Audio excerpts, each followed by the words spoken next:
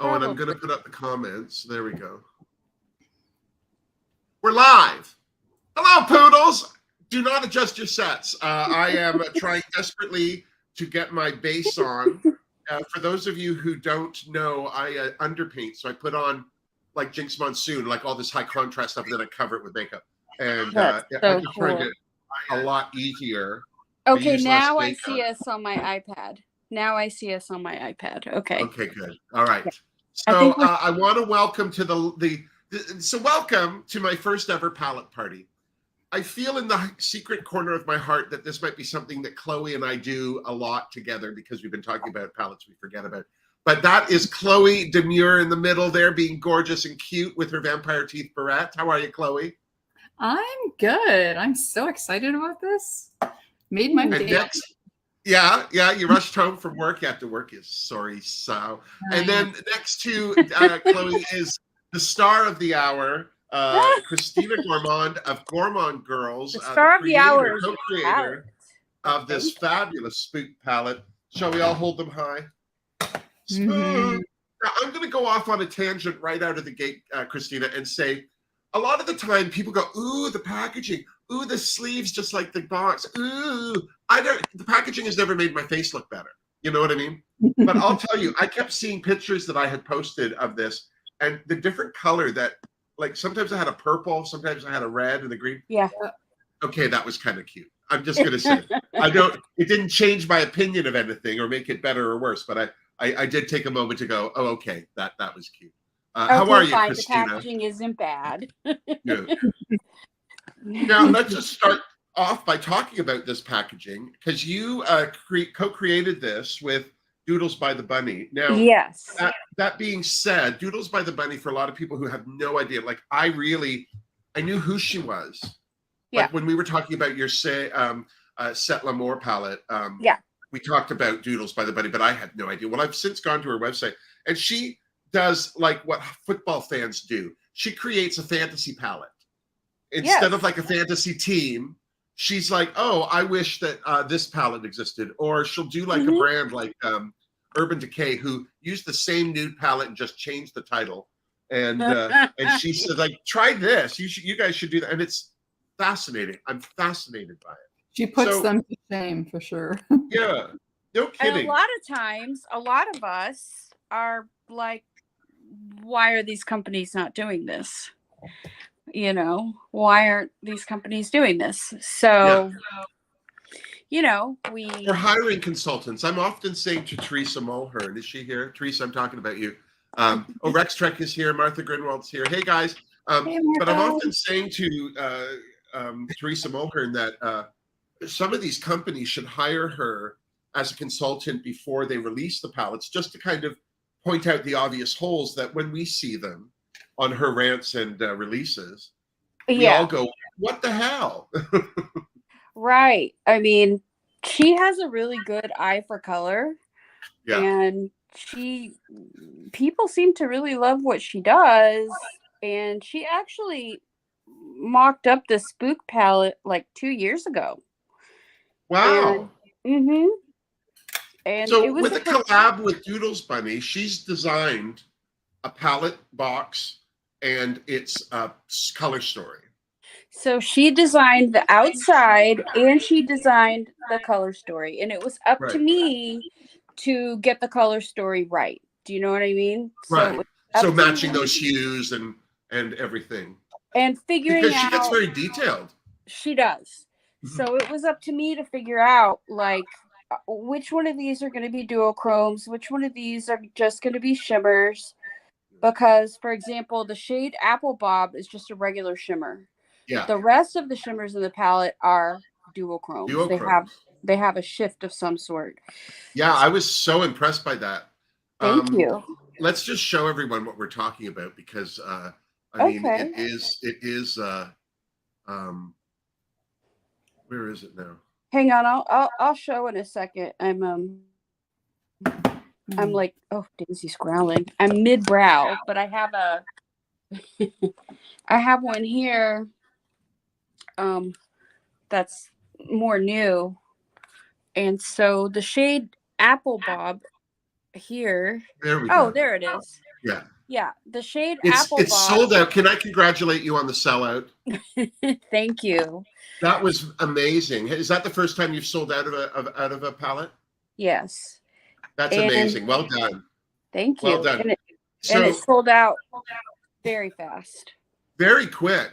I mean, Yeah. I set an alarm for you, and there was someone else I set an alarm for. It may have been Unearthly. I don't know. But I said it. There were only 2 real Halloween things I bought, and yours was the other one. And we had been talking about it for so long. So by the time it was on sale, like I felt like I'd already owned it. Do you know what I mean? Yeah. It sold out in less than a week, and people were already asking me why I didn't make more. And I was like, well, how can I know? You know, like what's going to do well and what's not. I mean, I really don't know. Did you order the same amount of units you normally would order for yourself? I ordered a little bit more, honestly. Yeah. You know, because it was Halloween. You also pre-ordered. People could pre-order, right? Yes. So you had a sense of how many people wanted. Well, I have a few hundred more on the way. I had a store in Switzerland ask if they could buy some to sell, like at their store, and then also on their website, but they don't want a bunch. So they just want some. So that's fine. And then I've already gotten about 50 pre-orders. So once I get the palettes here, I mean, I'm going to be busy again. It's not going to be, like, it's not going to be slow. I'm going to be busy again. And the pre-orders keep coming in pretty fast. But as it is right now, like you're not in danger of selling out your next pre-order. Well, not the pre-order yet. Wouldn't sell out because you're going to match what order? Is that right? Well, the pre-orders, I only have a certain amount on the website. So I mean, I'm not going to allow more to be bought than what I made. You know what I mean? Right. So this is a limited edition? Well, I don't know. I mean, I know that sounds like a ridiculous answer, but so you're saying it might come back next Halloween, maybe? Whoa. I mean, it might come back. I might just order more if this restock sells out. It's hello, Australia. It's nice to see you here. Thank you for joining us. Oh, hey, Australia. I also want to say hi to Ed. Hi, Ed Reed. Hi, Ed. If this pre-order, this restock sells out, it's possible that I will restock it like one more time, but I'm not sure because I know that there will be other nice Halloween palettes next year.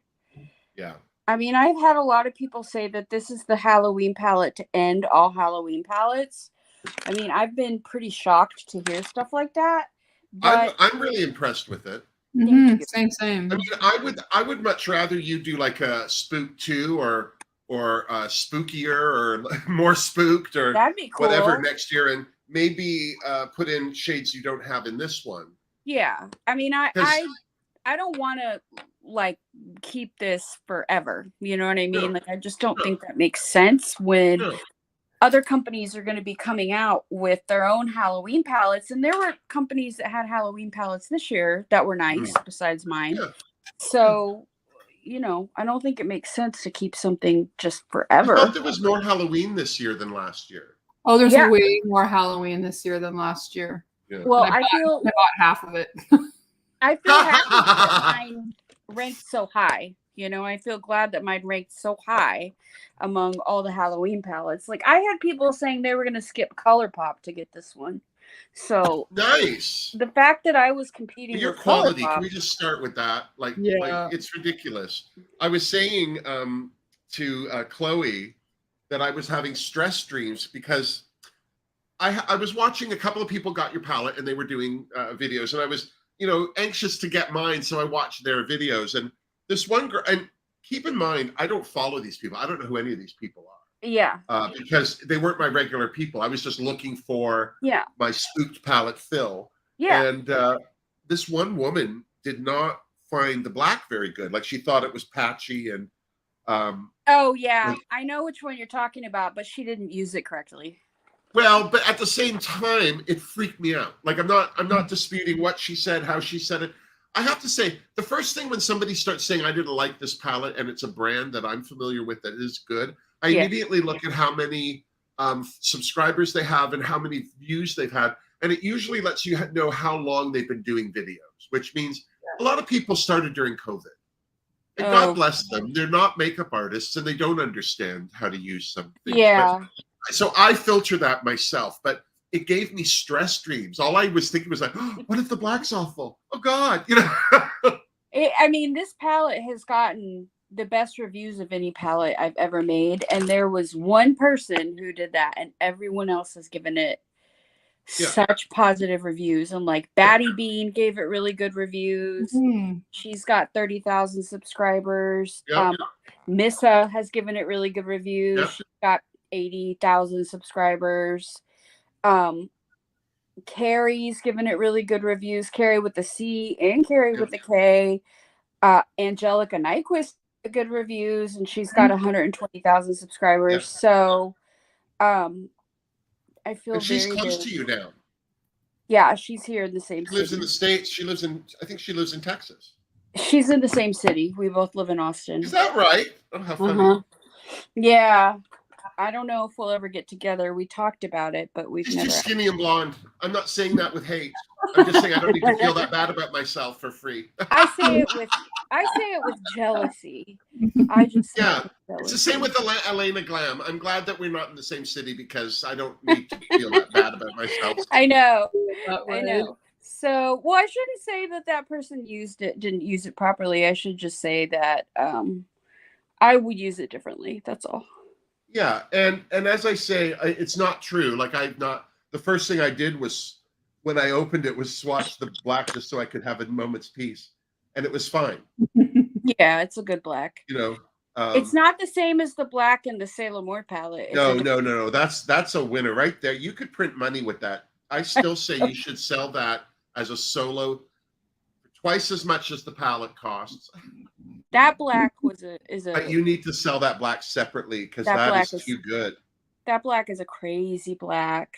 Yeah. But yeah, I don't. It didn't upset me. That didn't upset me, honestly. Well, you can't. Only one. If 40 people, or like God bless Glaminatrix, but if you had that kind of hiccup, you know that it's an issue and not someone's opinion. But it's also an opinion's an opinion. You know, even if you're using the product wrong, someone's bought it. Now they're using it. That's how they're going to go through their life. Well, and it depends on how they want to use it, though, right? So maybe how we use a black versus how other people use the black is different, right? All I know is all of these big makeup artists and YouTubers have given this palette such good reviews. I'm so pleased. And you know what else? I have to say, the diversity of people that you sent this palette to is fantastic. I sent it to a lot of different people, and I sent it to. There were some new YouTubers, some older YouTubers, and these are all people I've never seen before. Sorry, there's a siren going on. But I YouTube searched Spooked palette, Gourmande Girls, and so I watched. I must have watched 5 or 6 channels I've never seen before. So that was a surprise bonus of the experience for me. I sent it to trans creators, queer creators. I sent it to Elena, you know what I mean? I sent it to Missa watched it on her channel, and I think she's planning on doing a video with it. I mean, I sent it to a very diverse group. I sent it to POC creators. I really tried to run the whole gamut. Right. Hi, Angela. Thank you. Yeah, I'm so proud of this palette. It's gotten such good reviews. Hello, Angela. Hey, Coco Chanel. Now, I just need to have a moment. For those of you who have not been watching Camp Wanakiki, I get it. It's hard to get. If you don't have Out TV, because Camp Wanakiki used to be on YouTube, and they still have a YouTube channel and all that, but now that Out TV's got their greasy little pot, now that Out TV's producing it, it's been it's only on Out TV. And as a Canadian myself, like I have Out TV because I kind of work for Out TV. But oh, you do? I kind of do because a Knock Knock Ghost is on there.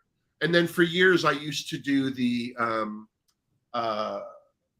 It'll Come to Me this week on Out TV, which was promoting their online portal, which at that time was still new. Nobody really did it online. So it was really getting all the old people to be online more.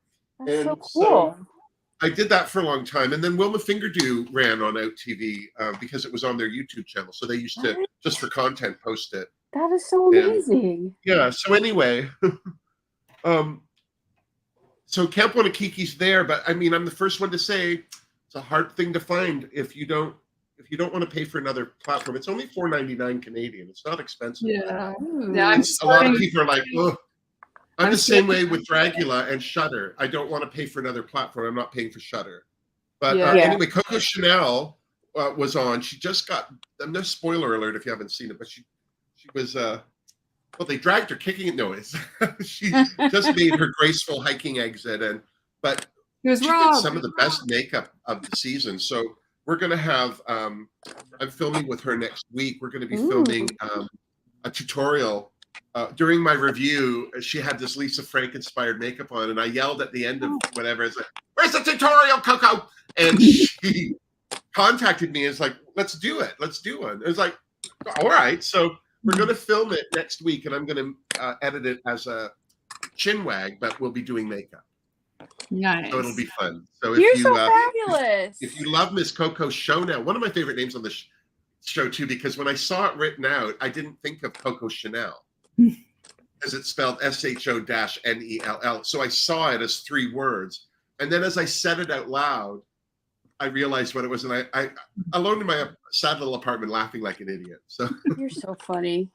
But yeah, she was a hoot. I was sorry to see her go, but she was she didn't make it easy, I'll tell you what.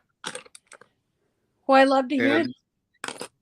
Actually, all the queens, all the campers from Camp Wanakiki, Vincent, when he got kicked off early, like I really was so surprised, and he was so flattered and just really open to communication. So a clinic of depression. Of course, I can't get rid of Hillary Yaz. She's just up the street. God damn it. You're so funny. Yeah, I highly recommend if you haven't seen it. It's on Fruit in Britain. And Out TV in Canada. I think it's on Fruit in the States as well. I just don't know what's available in the States. Yeah, I don't know either. I'll just be honest. I'm having Angela Smith. Oh, she's loving this palette too. Well done. Do we all have a favorite color? In the palette? I can tell you what most people's favorite color is. Okay. What's the big seller? Pumpkin. Yeah, because I was going to say that's the one that that pinky orange multi-chrome. Yeah. Mm-hmm. That's gorgeous. I really like the Apple Bob. I would have lost my mind if that had been a matte, just because I love that tone of green. But that baby poo green is so beautiful. People love that one too. Oh my God. People love it. Goes on different. It's a nicer color. Like, it's not an ugly color. I don't find that color ugly, but it's a much more interesting color on. Yeah, it's really pretty. I thought about using it tonight and I didn't. I kind of wish I had. Oh, I know. No, and I really like Trick. That one is so beautiful and goes so well on the eye. I may use that one tonight. I don't know. Yeah, that's what I did on my video. Because I normally don't use a lot of golds, but it's swatched so beautiful. I'm like, all right, let's do something a little different. And yeah, no, it was so beautiful. Christina, I need to ask you. Yes, officially, ma'am. What do you do with these things? Nothing. Do you throw them out? You keep them? I just ship them with the palettes. No, but when you're using your own palette, throw it out. Are you like, where's my plastic sheet? I need to put it. No, because I was for a long time, and now I just it's another thing I have to. No, I don't keep them. I start seeing them on the floor, and it's like, oh. That's when I get rid of them. I leave them in there because it keeps the mirror clean. But then once they hit the floor, I'm like, oh, What palette does that belong to? I know. Same here. For those of you who don't know, Hillary Yaz, Coco just told us that she's like the herp. I believe you. I think that the whatchamacallits, the plastic things, I think that they keep the shadows, they protect them. Yeah, yes. When I ship them, I think they protect them, but I don't keep them. I just I'm finally putting makeup on. I'm so sorry it took me so long to do this. I think you look fabulous. Well, look, I look much more normal than I did 10 minutes ago. That's for that sure. was. I was like, wait, did she What's get burned? going on with Wilma? What's going on with Wilma? Did Wilma get burned? What's happened here? Yeah. Well, what's so happened? There's this thing called underpainting where you put all of your contour and usually cream contours in that and highlights, even blush down, and then you put your makeup over. It's a theater thing. And something that when I first started watching people using makeup, putting concealer on this triangle cheek zone, I thought that was hilarious because concealer is meant to go under foundation. It's meant to hide blemishes. So I kept thinking, wouldn't that be better to put on first and then your makeup over? And then Jinx Monsoon does this kind of underpainting, and her makeup looks great. Like you just get this sense of dimension without a hard contour. I still brush on some powder contour when I'm done. Just, oh, sweet beats. I didn't put eye primer on again. I get so excited to use a palette and then I don't put eye primer on like an idiot. Well, at least I'm not doing anything with this where I need the eye primer. I'll cut my crease. It'll be fantastic. You'll cry. So, Chloe, what are you doing there? I have no idea. So I thought I'd just start with black and then we. Yeah, that's what I'm doing too. Do we have? Oh, Martha loves Camp Wanakiki. I know she's watching. She also watches. We were talking about Dragula, and even though I've only seen a couple of seasons of Dragula, I was surprised at how many of the queens that are coming for their All Stars episode that I knew. And in fact, there were a couple of queens I thought were going to be on Dragula that weren't. I think listed. I follow half of them on Instagram. Yeah, like Louisiana Purchase, I thought for sure was going to be on. She was so unique. But then, so Christina, I wanted to ask you, when you were doing this collab with Doodles by the Bunny, clearly she designed the color story and the packaging, and then you take that information and you go to your lab and create the colors. Yes. So wow. I took it to my lab, and we looked at like what colors do they have, what colors do we need to make from scratch. Also, I have to give a shout out to Daniela, because Daniela Peaches, Cosmic Peaches. The purple, the shade Cauldron. Yes. And the white shade, which is what I'm using today. I'm going to use Ghoul. And then I'm just going to swatch the black because the black swatches very nicely. Okay, I'm putting it on right now. Look how deep it is. Come on. It's beautiful. I don't want to disparage that person, but somebody needs to just quietly take her into a corner and rough her up. I mean, I find it needs a little building, but I like that in a black. I don't want to pop it in, put it on my eye, and be like, oh crap, blend, blend, blend, blend, blend. Well, so the Sailor Moore black is that way. The Sailor Moore black is like, you got to really use a light hand. You have to know where you want this black, which is a problem for new makeup people or people that maybe aren't, you put black down the wrong way and it's the wrong black, you're screwed. No offense. Yeah. The Sailor Moore the sexy happy way. The Sailor Moore black is not beginner friendly. I'll put it that way. No. That is not. Yeah, that's a pro palette. And that's something that I've been noticing a lot more now is the idea of a pro palette. Like I think it's Missa, Make Me Up Missa. If she's here, hey Missa, I don't know if she is. But she'll often say if you're new to makeup, this is for you. Like this blends like a dream, or this is easy. Right. And then there are palettes like where they have 4 or 5 different formulas in there, and you can't treat them all the same. And I think the first person who did a palette that really made me aware of how different the formulas really need to be treated was Nikki Tutorials with her palette. Because I'll tell you, her Beauty Bay palette was okay. There were a lot of problems with it, and I think it was color story in that, but she had a lot of formulas that people had never used before. And they were failing miserably putting them on their eyes. A lot of people said that there were a lot of formulas and that it was not easy to use. I don't know. Depotted it. I had to depot it because I had it for too long without using it, but I kept every shimmer out of it. Oh, yeah. Because they were spectacular. Nice. I heard, and that's what everybody really said, that they liked the shimmers, but they didn't like the matte formula in there. Yeah. Yeah. Well, I found her matte formula was more of a pigment. It was very gritty. And if you like to swipe it on, it was not for you, That's a bummer, That's a bummer because that's the second collab. Well, her Oprah collab did well. Her highlighters did well.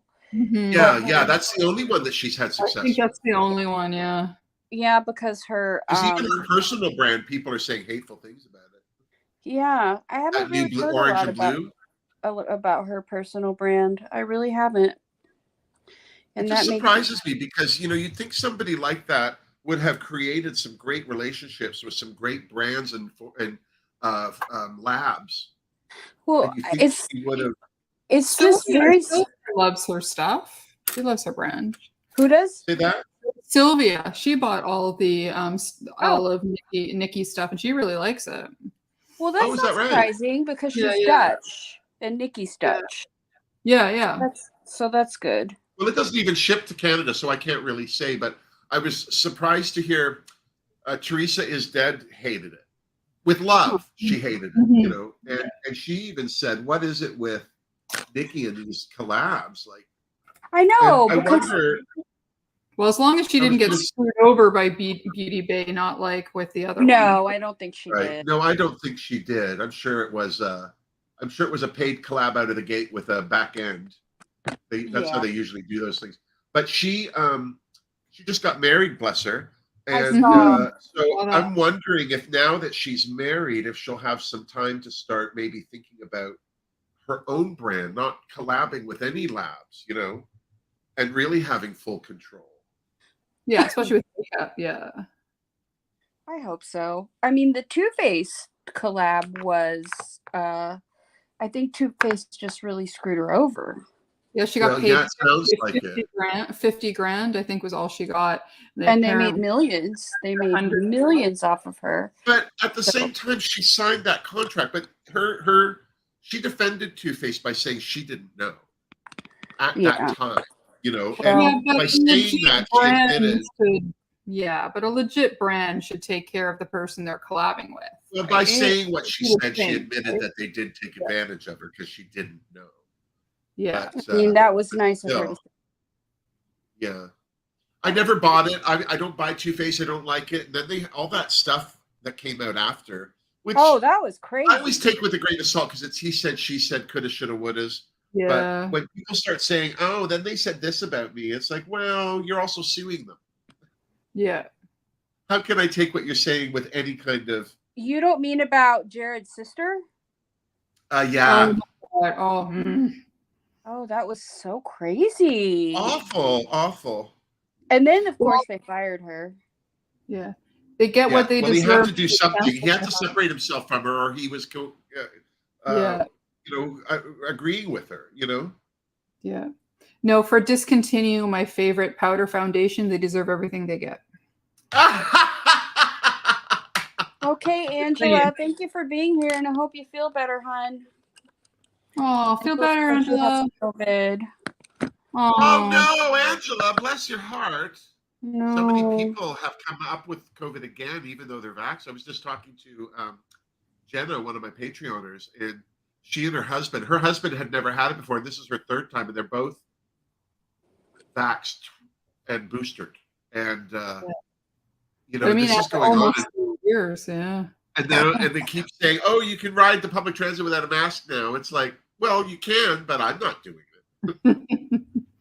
I don't I went to Paris to see my husband, you know, in May, and we did ride the metro, and this was right when the mask mandate ended there. Right. But we both wore masks. We wore like the French equivalent of the N95. Yeah. I can't remember what it's called. My husband got them for me, but we wore those, and this was when when the United States made you get a test before you could come back. Right, right. And I stayed negative the whole time.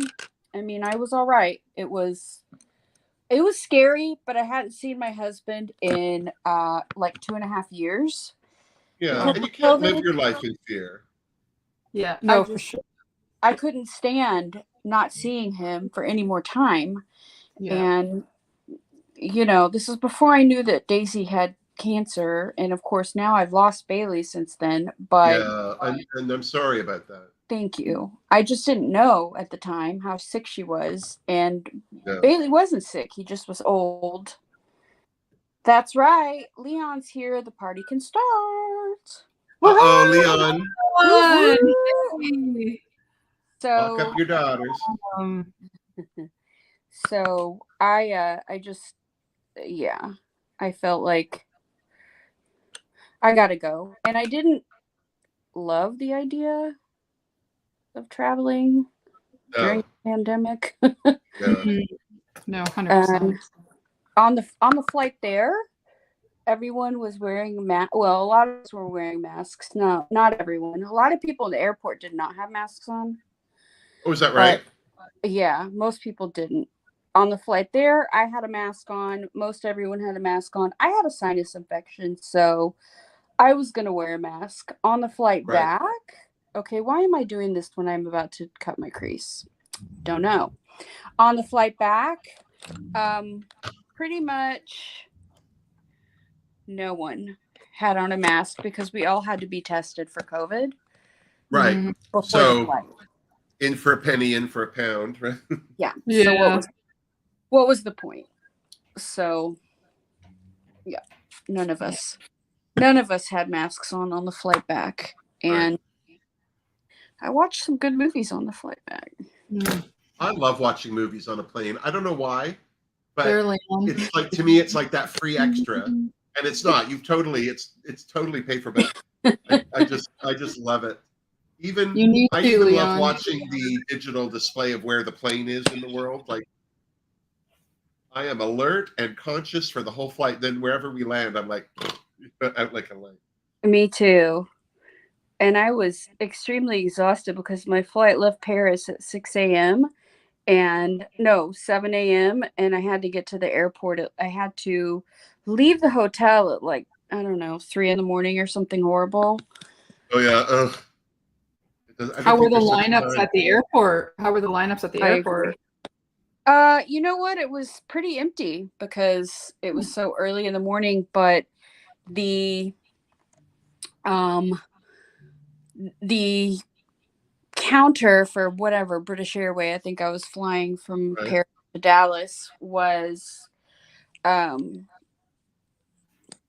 downstairs. Like I couldn't find it, and it was so stressful because I had my bags and I had to check my bags in, and it was really, oh my God, Daniela, it's like, what time is it in England?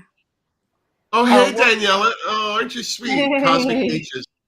Cosmic Peaches has 2 palettes coming from Gourmande Girls. Daniela, I was just giving you a shout out. For we were talking about you just a while back. Yeah. Did we have an ETA for those palettes? Yeah, we're just fixing one more shade and then they're gonna be producing them. So I don't know, maybe 3. Yeah, I mean, I apologize. Well, I think that is the only makeup thing that I'm kind of holding out for is your collab with Daniela. I'm not. Well, you're so fab. Thank you. I held out for this, and I don't feel like I was wrong to do so. And I'm really excited. Well, I just love, if you don't you don't follow Daniela on YouTube, first of all, why not? What the hell is wrong with you? I agree there. Second of all, like I just find not only does she wear makeup that I would not combine, but she wears a lot, and yet it's never.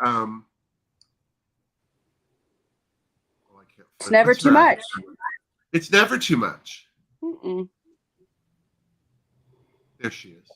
Yeah. Just going to, if you've never been to her page, there it is on Instagram. Let's just, shall we just look? Shut up, Daniela. Look at this orange one right here. Shut up. Shut up. I would never put that much orange on my face. And look how gorgeous it is. She's just a beautiful human being inside and out. She just needs to shut her face. Look at this here. You know, I was over here on the Gourmande page, and I posted pictures with the first look that I did. They're not here. I see that I'm being snubbed over here. In fact, the only picture you have of me over here is this one. And this is the look that I did with the set L'Amour. Okay, but you've been reposted. Look how glamorous. What are you talking about? What's that? I mean, what are you talking about? You've been reposted. Do you know that people message me and ask me why I haven't reposted them? Really? Oh my God. I'm not on any of the medias, any of the socials enough to know whether people have or haven't. And you know, quite frankly, it's not their job really. It's my channel. So I don't mind doing it myself. But it's amazing the amount of people that can get quite stroppy about it, you know. Well, it's just like I get a lot of people using my stuff now. I mean, thank God. And I don't post as much as I should because you're also dealing with some sick pets. You've got a life. Your husband's in France. I have kind everyone of thinks you're just sitting there doing makeup all day, and well, that's not the truth. Yeah, there's just other things that I'm dealing with, so it's like, come on, y'all. Come on, y'all. Well, I like to kid you because I mean I'm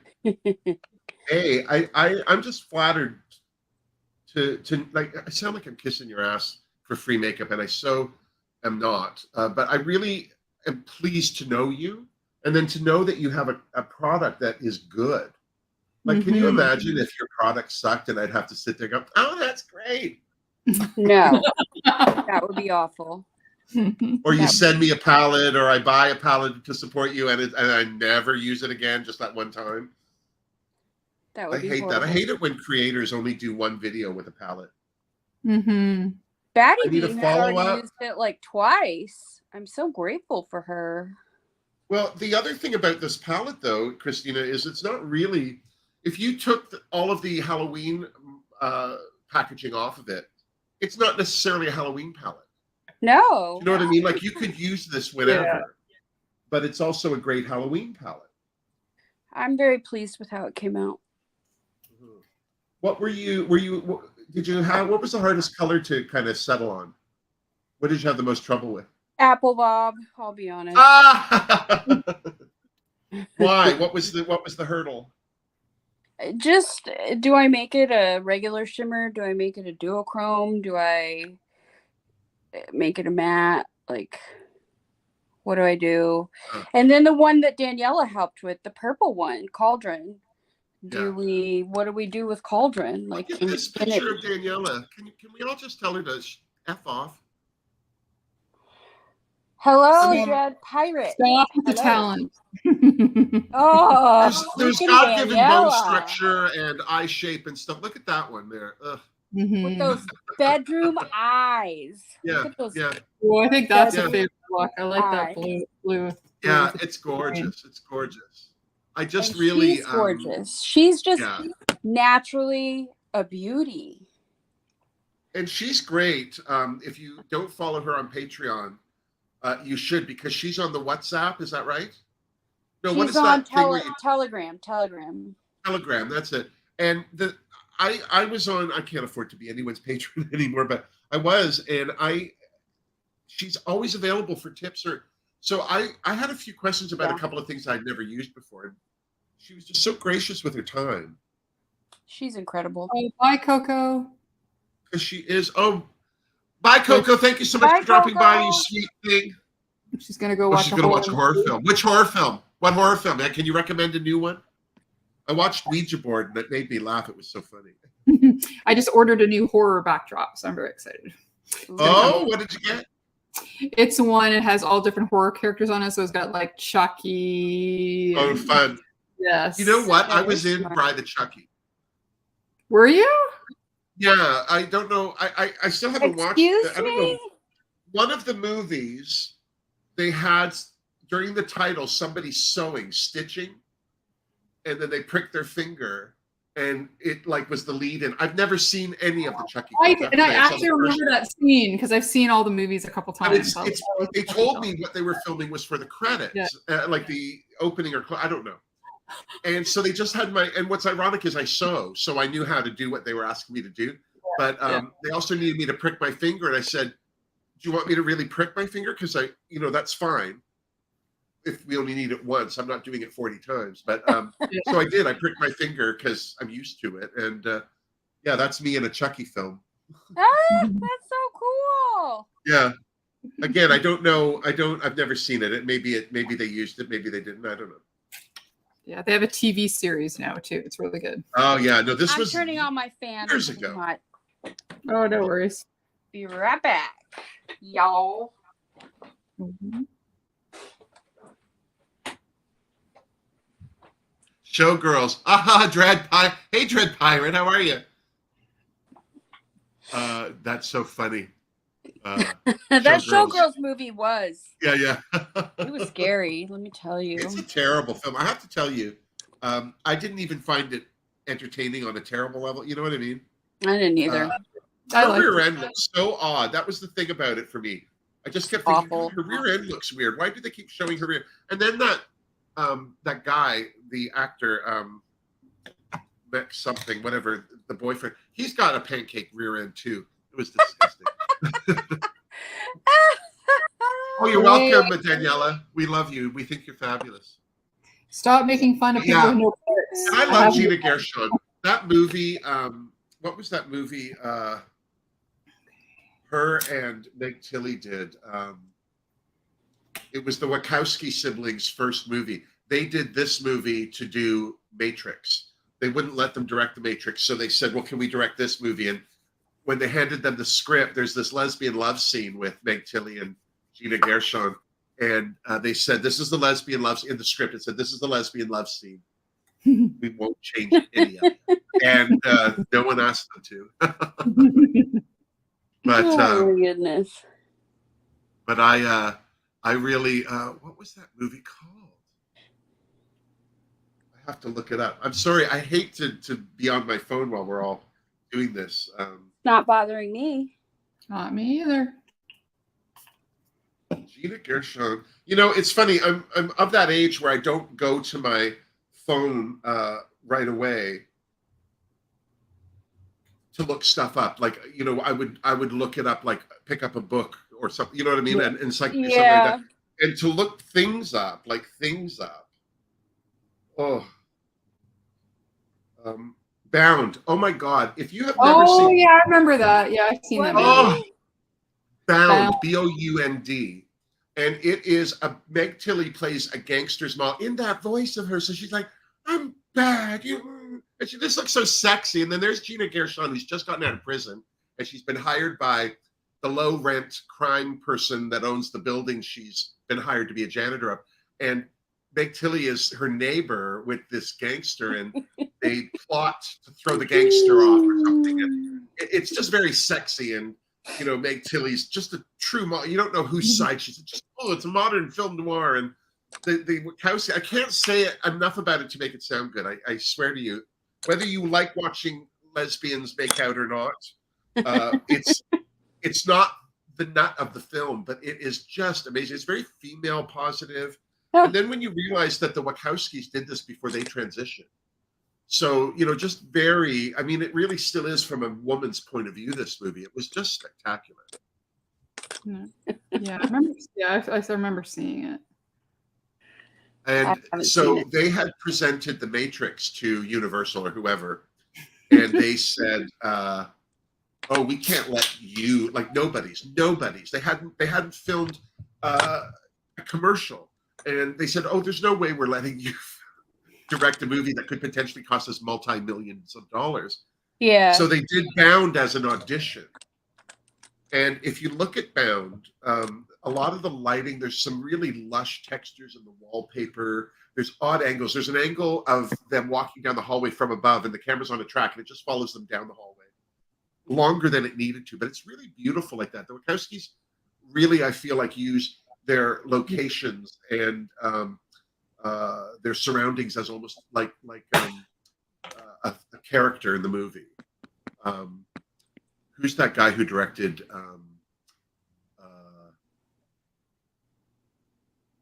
Aliens? Not Cameron. The other one. He directed the first Alien. What was his name? I have no idea. Huge director, British director. He filmed Ridley Scott. Thank you. Fuck. Yeah, Ridley Scott. I'm so sorry. I swore. I swear like a trucker. Ask Chloe because she's been on one of my live chats. I don't like to swear in general. So I'm just used to it. What's that? I said I was married to somebody in the Navy, so I'm just used to it. Well, I just don't like. I make such an effort to present like a user-friendly persona as Wilma. Yeah. And I don't like to swear because I know younger people. I just think there's enough swearing. Yeah, yeah. There's enough swearing. Let's all calm down. I get it. But yeah, I have to say this this white is really good. Well, you can thank Daniela because she had a large part in making that white perfect. Yeah, it's really good.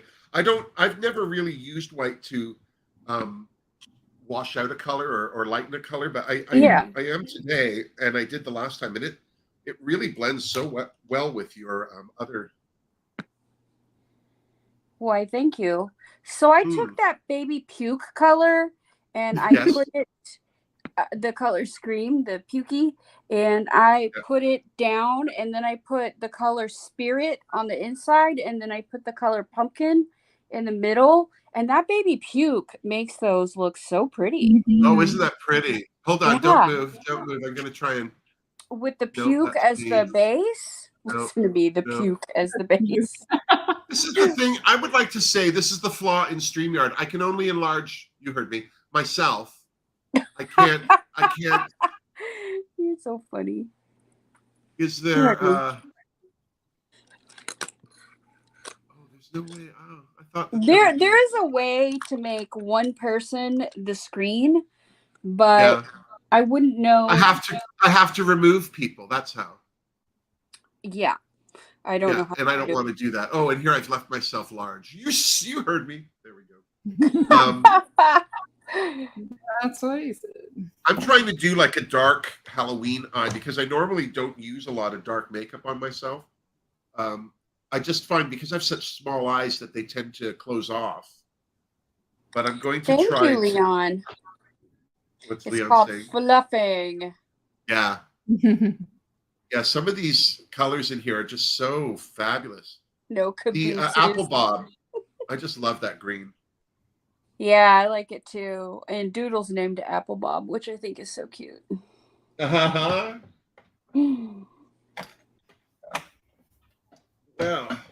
I'm trying to. I'm using my P. Louise Base Pro in Rumors 0.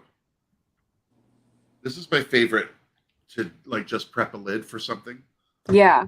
I need to start using mine. I have P. Louise and I don't use it. You know what? One of my Patreoners sent me these fabulous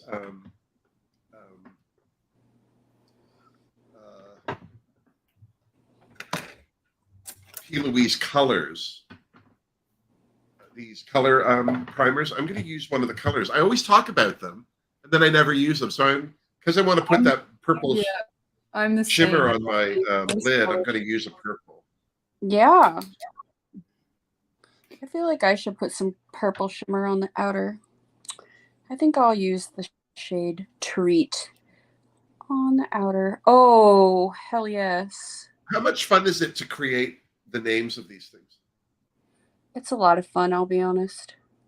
Do you ever like just come up with a name like randomly, like you're just walking the dog or washing dishes and you think, oh, that would be a fun name, and write it down? I have. And then I need to find a color. Even though you don't have a color for it or anything yet?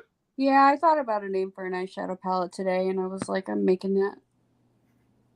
I'm making it. I was watching somebody, as I said, I've been watching a lot of new people that I normally don't see just because I've been wanting to see some of these things, especially like Spook. Like, you know, any palette that I remember when P. Louise's Money Shot was coming out and I was waiting for mine, I watched a lot of different people's tutorials. And once you watch everyone that you know, it's like, okay, well, now who do I watch? Yeah. Mm-hmm.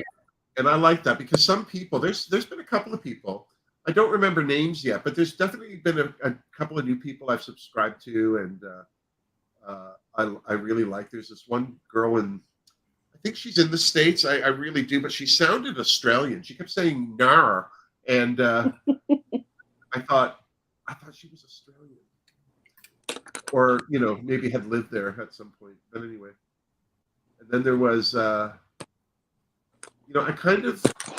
When Teresa is Dead moved to Florida, I don't know why. I just lost interest in her site. No particular. Same. Yeah. What's that? The same, and I think it's that second new release series she did, which I don't like. I guess. Oh, does she have a new release series? I didn't even know. Yeah, so she has where she does her. It's like a bingo for new releases, and then she drinks. Oh yeah. That one, but now she does one. I guess is more like the rants portion, kind of, where it goes over, you know, why did they release this sort of thing, and I don't know. And then I watched one of those episodes, and that always seems to show up on my feed, and I'm like, eh. So I mean, I still like her, but just I'm probably like 100 videos behind at this point. I've never watched her. I don't really. She's all right. She swears a lot, and she even says off the top, you know, that this is a place where sometimes she uses the F word as a verb or as a noun or something, and you know, and if that's not for you, then you know we can end our time together now. But I'll still think of our time fondly, and she's lovely. And I'll tell you honestly, one of the reasons that I was drawn to her channel first off is because she's a big girl, and I like looking at people putting on makeup that have similar face issues that I do. I agree with that. You know, like it's boring to watch somebody put on contour when they already have cheekbones. You know? Yeah. Hang on. Chloe's camera is Manuela's camera is fuzzy. Well, it's not fuzzy. Fuzzy. Not fuzzy on my end. What's going on? Let me see. Can I do something? Okay, Daniela. Thank you for being here. Love you. Night. Hi, sweetheart. It's a little fuzzy for me, Manuela. It's clear over here on my end. What I see on the screen. Let me look on my phone. I'm not sure why. Yeah. Hold on. Let me. Sorry, I didn't mean to interrupt. I just saw that. Let me turn the volume down so I don't echo, so I can look. Yeah, I'm not sure why you're. Hold on. Fast forward. It doesn't look fuzzy on my phone either, so I don't know. I don't know either. I look a little slow, like it's going slow, but I'm looking at it full screen now. You look fine. Now it looks okay. Yeah, maybe there was a drop in internet or something. Well, I'm looking at my iPad and it looks all right now. Leon, keep us posted, please. Yeah. Okay, I apologize. Okay, and Leon says now you clear up. Okay. Good. Oh, sorry. Oops, sorry. All good. Yes. Sorry. Pardon me. Back to Incredible. And you were telling us about Teresa's Dead and that you like watching girls that have the same, you know, issues that you do. And I do too. I agree with that. Yeah. That's one of the reasons I started watching Nikki tutorials was because, you know, she has a round face and, you know, you put makeup on differently when you have different structure. You know? She's not a tiny little thing. No. And it's like watching 12-year-olds put on anti-aging cream. It's like, stop it. I know. That's bizarre. But I wish Teresa did more involved looks. She just kind of slaps on a couple colors really lightly in that. Well, but then her aesthetic is monotone and neutral for sure. Yeah. And that's why I don't. That's another reason why it's just, you know, a lot of the makeup that she does talk about. I just noticed, like, she talks about those boxes, those Ipsy boxes or whatever they're called, and BoxyCharm or whatever. And those are things I would never buy anyway. So I just, in my mind, it's just like, it's just, now that I'm fine tuning what it is that I need to get for my makeup inspiration, you know, I can kind of, you know, I hate to say like ignore her channel, but I can move on. Yeah, move on is a nice way. Good. A lot of people tagged her in this palette and asked her to review it. But as far as I'm aware, she didn't buy it and I didn't send it to her, so. No. I mean, I don't know. I think she's got a collab with Lethal. I bought that one. Lethal. They're the German one, right? Lethal. Yeah. And I only threw in the palette because I was buying everything else. So I was like, oh, what the heck, throw in the palette in for a penny. Is their shipping very expensive from Germany? No, it's generally $8.99. Oh. In the US. And then if you spend, I think for Canada, it's $150, you get free shipping. And then they do. Yeah, and then if you want, you can get expedited FedEx, and it's only like another $7 if you get free shipping. But with FedEx, you're guaranteed to get duty and fees. So if you send it post, maybe do, maybe don't. My beauty bay cost me duty this time. So it's still not due. Yeah, my Juvia's place cost me on duty this time. That's weird too. Yeah,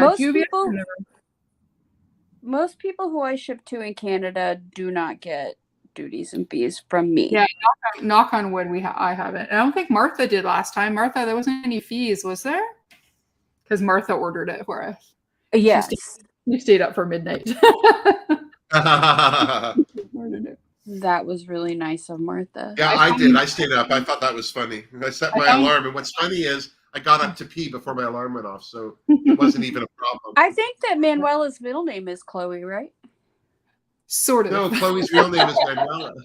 Well, no, I know, but Leon was saying something. Yeah. So my mom hates middle names, so I never got one. And then I always bitched as a kid. I'm like, couldn't I at least have the same one that you have? My grandmother has. My great grandmother has. Why don't you just slap an Elizabeth on it?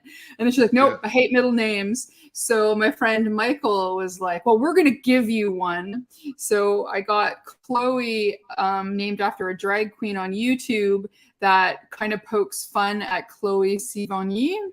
And then does spoofs where she's like, today I'm wearing some Balenciaga shoes, this blah blah blah t-shirt, and she just makes total fun. So he was like, that's your middle name. So I'm like, all right, awesome, I've got one. So well, that's cute. So now it's Chloe on everything. Yeah, that's a cute story. Yeah, I love the name Chloe. I do too, and I never knew how to pronounce Sevigny, so thank you. So yeah, and I used to watch that drag queen all the time, and I guess that's why they need that, because I used to laugh all the time. Okay, yeah, we didn't get any duty on ours. So yeah, so far every order that I've got from you, then Christina, I've never had duty, which is I've never paid duty. Yeah, good. Oh, that pink on the purple looks amazing. Isn't that nice? Yeah, because that pink is really good. I really like it. Yeah, I just need to find reasons to use some of these colors. Well, I used the black and I had no, whatever that issue was. It worked very well. That's what I'm trying to say. I will say it built up. Like the more I put, like once I started blending it with other colors, it got darker. Yeah. But I didn't have a problem putting it on in the first place. Daniela said that's what she wanted from the black, was a black that could build. Yeah. Same with the white, that she wanted a white that could be built. Yeah.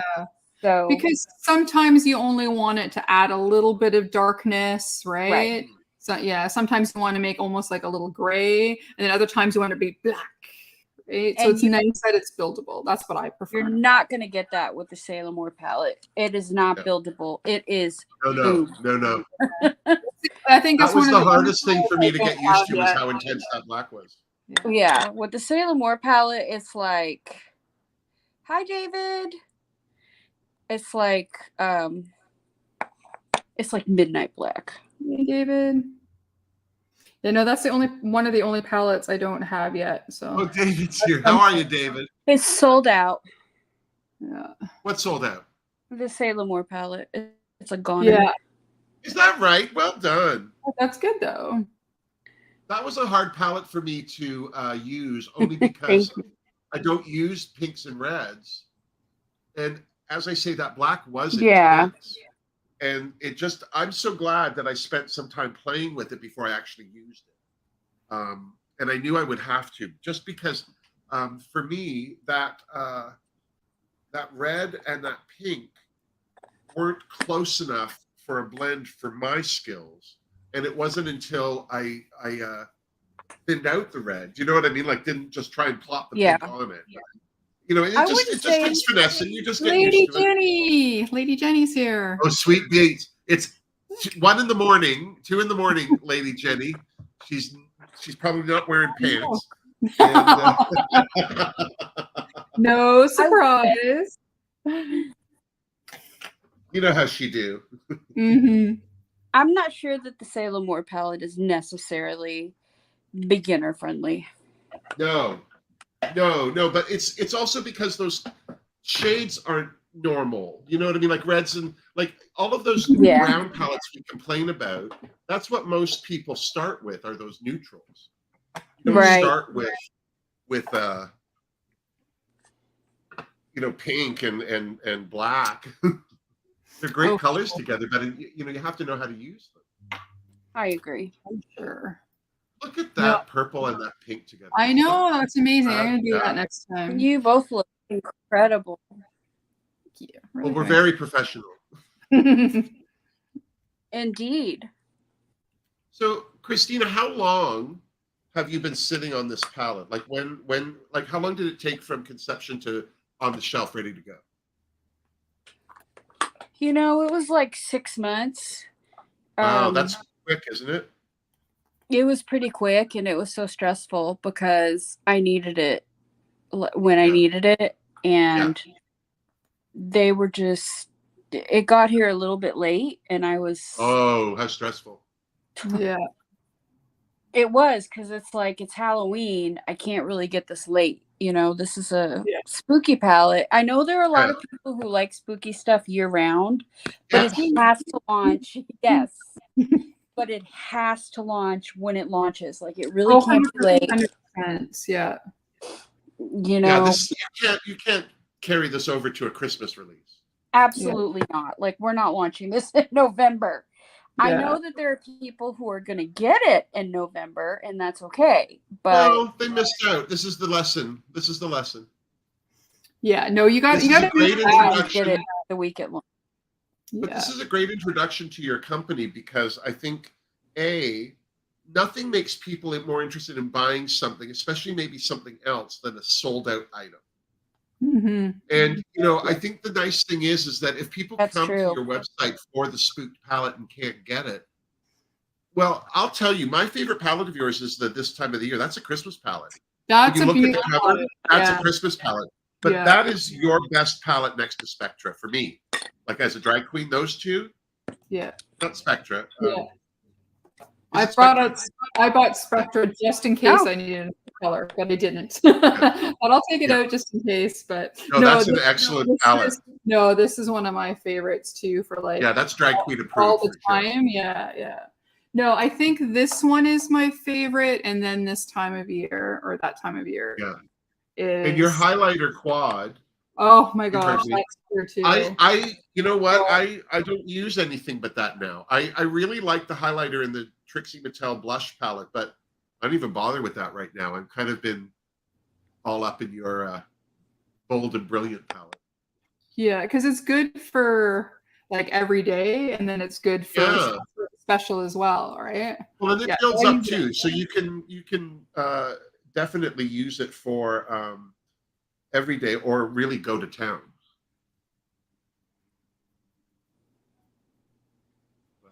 I haven't been watching anyone.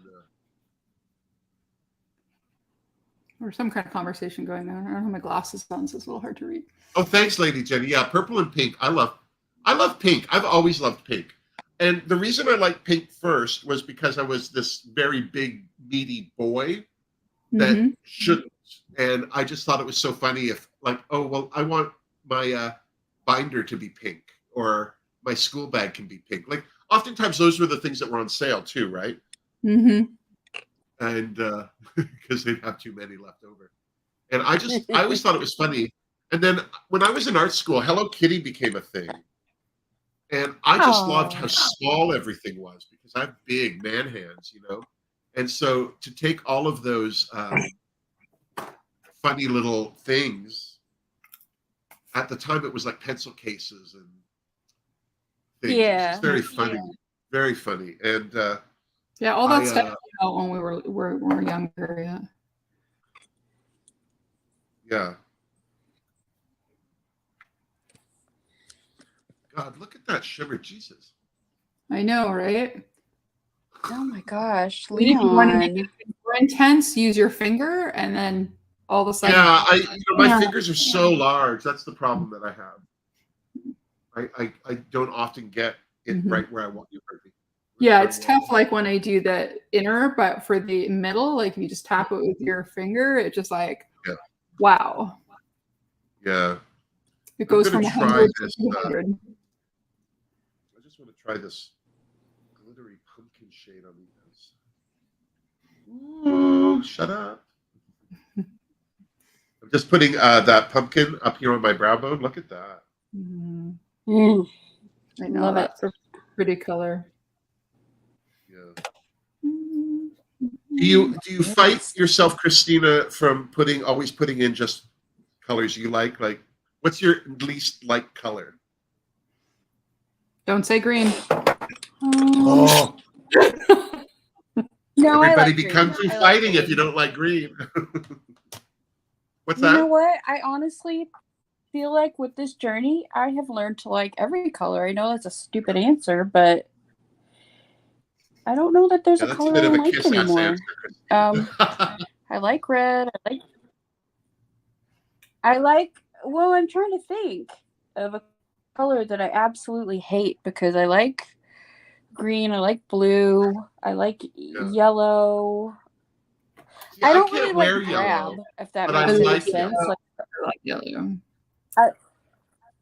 I don't like drab. So, you know, the puke green color, I do like it in this palette, but that's not really me. Do you know what I mean? No. That's not a color I would normally probably put in a palette. So I used it and I like it, but I'm not sure I would consider it drab, but I don't like drab colors. So no, but you also, you know, the thing I keep having to remind myself is that, you know, when you're selling a palette, you're also selling it to a broad spectrum of people. And, you know, you want to have, can't please everybody, but you don't want to piss them all off either. And I can imagine that there's like, you can't, I'm sure you could sit there all day and listen to people say, oh, I wish you'd done this. Oh, I wish you'd done that. You know? And if you spent all your time trying to please everyone, you'd never end up with a palette. So if I had a brand, it would be like, we'd want a neutral palette. No. Make us a neutral palette. No, thank you. No, you call Natasha Denona if you want neutral. Yeah. And we will do a neutral palette eventually. I mean, we will, because there are people who want that. You have to. Oh yeah, totally. Because once you build up that brand interest from people, you know, they're going to want to get your neutral palette. Yeah. I mean, not everybody wants it, but some people like it. Oh yeah, totally. There's some people that's like Teresa is Dead as an example, buys all the neutral palettes. And they can't, every creator channel can't be about these rainbow sunset looks. Like there's got to be, and this is the thing, this is some of these channels that I've been watching just in the last little while were all doing looks that were neutral or less involved. They're not cutting creases. You know what I mean? It's like almost like one and done. They're one in a glitter and they're done. And that's great. Good for them. But I like I like color. I'm a drag queen, you know. Yeah, yeah. But I'll tell you, I do want to like color do. too. Yeah, I have the Juvia's Place Warrior series, Warrior 1, 2, and 3. And Warrior 1 is all a highlight, very shimmery neutrals. 2 is matte neutrals. That's the one that and then the last one is all busy color. And I want to do like a nude face with the Juvia's Place stuff, like Raven, who does RuPaul's makeup, like skin tones, like just really try and create a new face with it. And I'm using that pumpkin right now. I'm doing my eyebrows, and I did this the last time. Pumpkin, Scream, that's the baby poo, and Fright, those 3 together make a fabulous eyebrow. Ooh. Yeah, I really like that. So, Chloe, what was your first impression with the palette when you started using it? Did you have any? Was anything a surprise to you, or this palette? Yeah. That I really liked the gold shades. Those normally like for palettes, those are the ones I never use, or I don't buy palettes that have them in. But when I swatch them, I mean, here, if I can go on the screen here. I mean, look at that. Like, that's insanity, right? Yeah. Like, I was like, okay, I got to try that. And then for the inner corner, then I swatched the other one. Hold on, where's my arm? Yeah, so my arm is always so wonky, but they just that's gorgeous. Look at that. Yeah, right? So beautiful. So I'm like, all right, I'm going to use some colors that I normally don't use. And I was like, yeah, really surprised at how much I like those. And that I didn't use the green one, because the apple bob was the one that screamed at me. Yeah. And the pumpkin when I first saw the photos of it. But Christina, I got my palette before Chloe got hers in her hands. And the first thing she asked me was, how's the pumpkin shade? That was the first thing. What's it like? How's pumpkin? I need to know. That's getting the most, people are talking about the shade pumpkin the most. Yeah, because it depends on what color you put it on. It gives you so many different colors, right? It looks orange, it looks pinky, it looks green. It's like whatever. Yeah, you put it on an orange, an orange, the matte, the orange from here. What is that? Dramatic, haunted, and haunted. Yeah, and you ended up having quite the orange highlight. Yeah, and now I have it on front, and it's got almost more like a green shift to it, right? So, no, that is a great shade. And I think that's why, because it's so shifty, depending on what you're sticking underneath and then putting that on top, that makes I think that's why everybody likes it. It's like more uses of the one shade, right? Yeah. It's a pretty cool shade. Yeah. And right now I'm really, the bloody shade. Yeah. I won't enjoy it. They're all good. Who am I kidding? Oh, bloody. Yeah. Yeah, I that's what I put on my list. It's so pink, I don't think of it as being bloody. Yeah. But with me, because I put it near red, it has almost like with a bit of red, right? So yeah. I used some of the red in the purple. I feel like I should have named switched the names and named. I should have switched Terror and Bloody, the names, because Bloody is pink. Well, but I don't have a problem with the pink being bloody. Yeah. It's artistic interpretation. There you go. It's against norm. It's unexpected. Yeah. It's quirky. It's part of the Gourmande brand. Yes, it's quirkiness. Also, I'm really loving how not kick-uppy this is, how unfallouty it is. Because I'm doing a lot of stamping, like especially just layering colors. I'm not blending like back and forth. And usually when you stamp, that's when I get all the fallout. I'm loving the brows. Manuela. Oh, mine?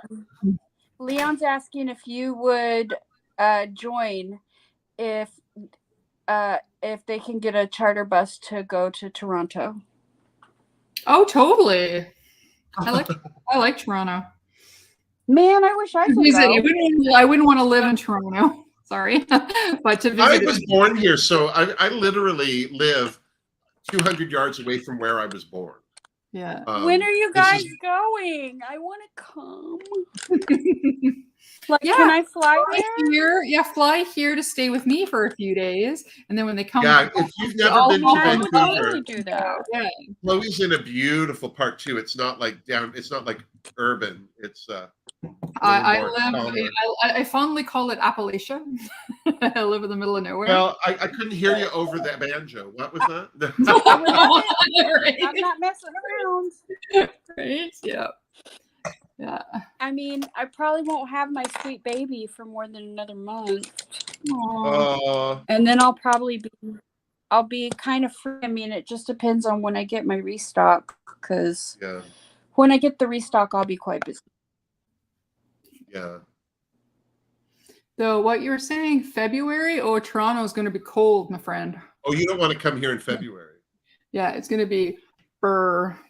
Nobody comes here in February. I lived in Philadelphia, so I can manage. I don't know what it is, because Toronto's even on a lake, but we are colder than places that are north of us. Mm-hmm. You know what I mean? It's ridiculous. I was going to say, I'll stay at a warm hotel. Yeah. I'm staying at a warm hotel. And Toronto does have the Path, which is this network downtown of it connects all of the malls under all the office towers in the downtown core. So you can walk from Bloor all the way down to the waterfront and back underground. Mm-hmm. And there are some buildings north of here where you can get on the subway from your apartment, like you go down the elevator and get on the subway. So some people, I remember when I was working in the food court of a mall, one of those office malls, the people that would get off the subway without coats, I kept going, what the hell? Where are these people? And that was why. Wait, so Chloe, is it warm where you are? Oh, right Manuela. Now, yes, it's very warm where we're here now, which has been problematic. Yeah, because we're running out of water in some places. So like Seashell, they don't know how they're going to give water to everybody because all where the city water's from is basically dried up. There's nothing. We're having my God, I had no idea. We're having millions of fish die because they jump and there's no river. All the water's gone. Yeah. Oh my God. Are you in Vancouver? Yeah, I'm near Vancouver. Yeah. Oh. So yeah, no, it's been brutal. I had to I was at work today and I come in after the long weekend and I'm like, oh, dishwasher has the clean sign. I open up our dishwasher and I'm not kidding. It had 10 things in it. 2 pieces of cutlery and some glasses. Oh no. We're running out of water. Electricity prices are going up. Gas prices are going up and you're running the dishwasher for 10 things. Yeah. Oh, lecture, here we come. So email went out to everyone. It's like, do not wash your glass. Like, this is not a hotel. Like, let's save this for when we have a big event and we need a dishwasher. Like, my gosh. I was so angry. I'm just amazed, because people don't leave their own kitchens like that. Oh, yeah. I don't even have a dishwasher. I have to tell you, I quite enjoy in the morning. I get up, I put the kettle on to make my this is my coffee, my bottom of coffee. And while that's doing that, I wash dishes or wipe a counter, or maybe what I cooked last night, I need to wipe the stove. That's when I do all that. And I find that the most enjoyable time. No, my dishwasher died and I have no plans to replace it. I guess I've never owned a dishwasher. Yeah. No, the first apartment I bought, the dishwasher was so old I was scared to turn it on, so I stored dishes in it. And then my second place, they had put a brand new dishwasher in. I'm like, oh crap! So like once a week I run dishes so it stays healthy. And then when I moved in here, same thing. I'm like, oh damn it! It looks like a pretty new dishwasher. Okay, once a week, let's run dishes. But it died, and then I'm like, awesome. So now I don't have to worry about it. If I need more dish storage, there we go. Like I'm good. So. The same thing too. It's just me, so it's like I'm the only one making dirty dishes, and on top of that, I only own like a couple of plates, one bowl. Like I don't need a full. I live in a bachelor apartment. People aren't coming over for dinner. You know what I mean? Same here. So I pick my moments, and I find if I have like, I have 4 coffee cups, all 4 will be dirty before I even go near washing any of them. Do you know what I mean? Like, so by not having extra, I minimize that kind of neglect or frivolity or whatever.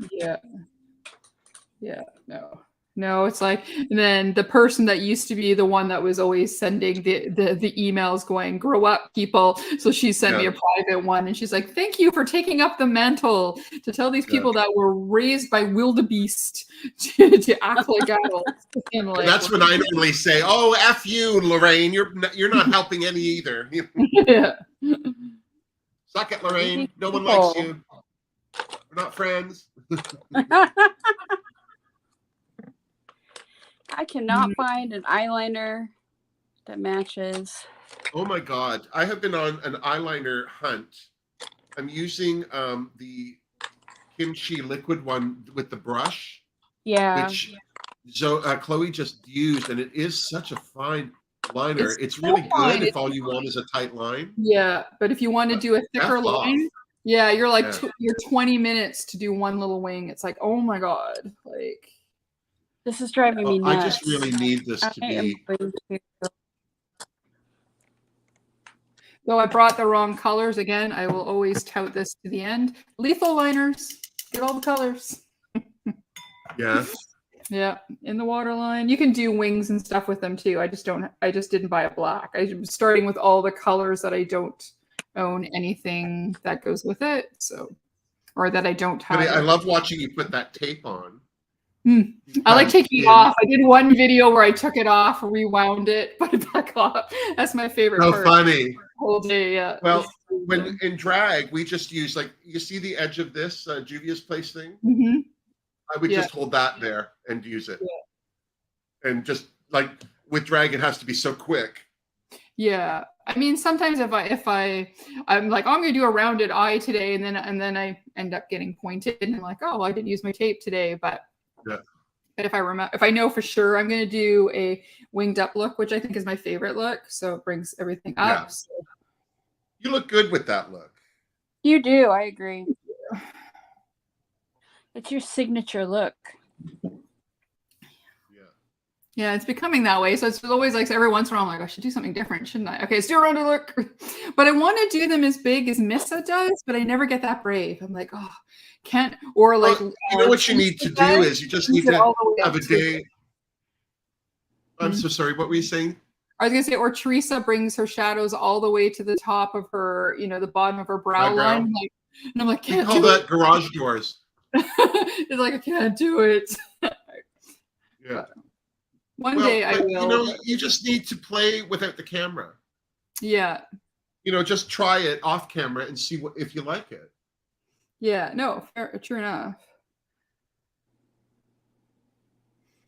And then I've been finding it's easier to now if I do voiceover. So if I just play away and then go over after, I find that's been helping too. A, to shorten videos, and then B, then I can just play and not have to try and explain what my brain is trying to work out, because I never come up with a plan.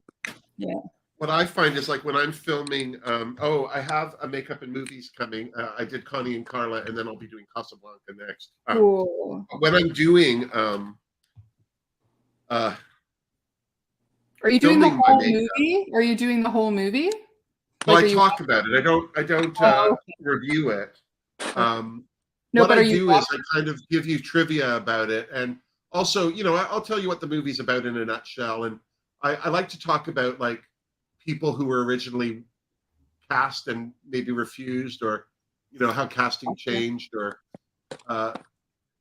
different people, different directors, come and go as the project's being developed. So that kind of information, all that trivia. But I do talk about, like, what the movie's about. And, like, with Casablanca, I'll talk not only about what the movie's about, but what was going on politically at that time.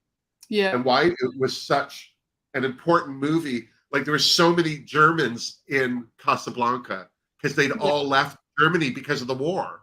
All of these European filmmakers landed in Hollywood. Yeah. And we had this plethora of talent that were doing menial things.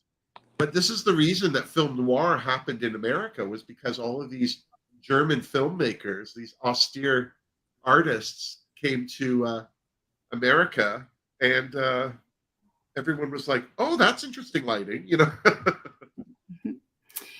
Oh, so hey, David, it's the same. I have really, really droopy eyelids. So what I do so I can show the color, I just go a little bit over my mobile lid, try not to go too high, but then that way, if I've got my eyes totally open, you still see a little bit of color. Because he was saying his eyes were really droopy, and then you put the color on, and you can't see it, right? Yeah. So if I want to see, my eyes are totally like this or something. If I do a little bit over the top, then I can see the color. But yeah, if I don't, then yeah, it's just like, especially if I'm really, really smiling, all you see is usually my eyeliner. So I always try to bring it a little bit.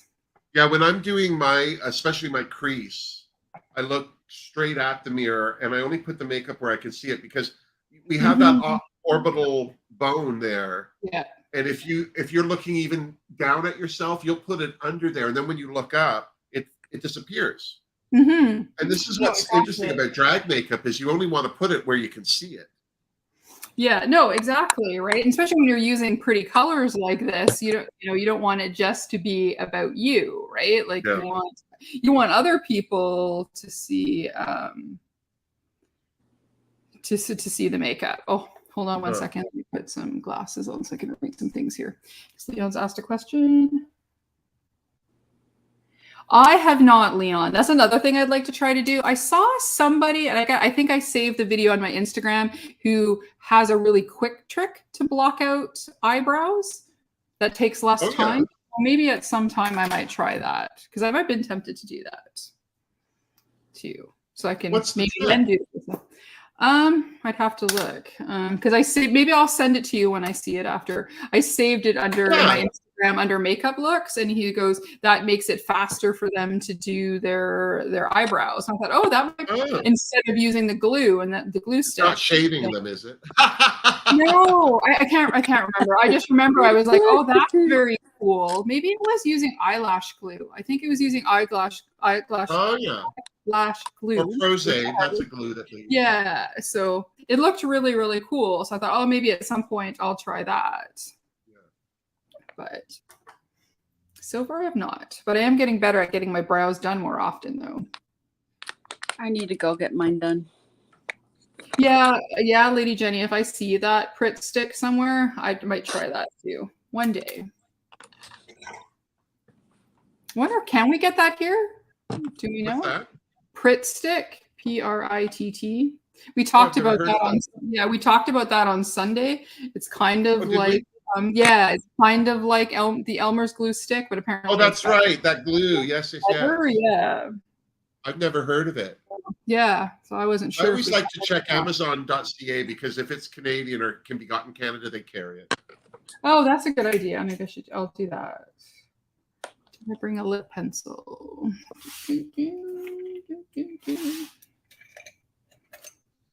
Oops, I've been watching a lot of Janet Jackson videos on YouTube for no reason at all. I don't know why, but that's funny. Because the one that she has, you want this, where they're out in the desert and they're all being sexy. Oh, I love that one. Well, if you grew up watching Janet Jackson on TV, like on Different Strokes and things, watching her grind her hips in the air saying, "You want this," early in the morning is like, it's like you're watching your kid sister, like, put that down. What are you doing? Yeah, what are you doing?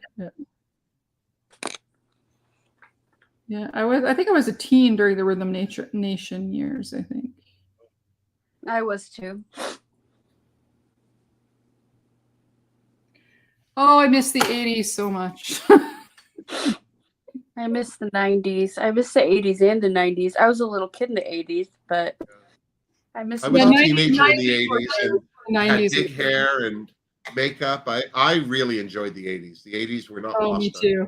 My little rat tail that I used to have in the back. We have short hair. Me too. I looked like I was the fourth member of the Thompson twins.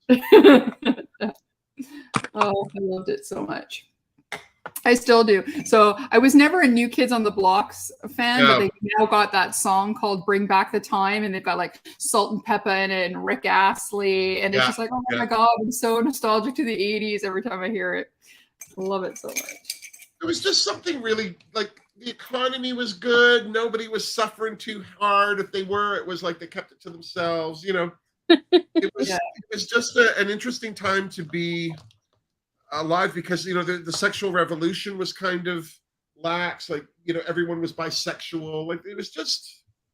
Oh, and just the clothes, the music, the expression was so freeform, you know? Yeah.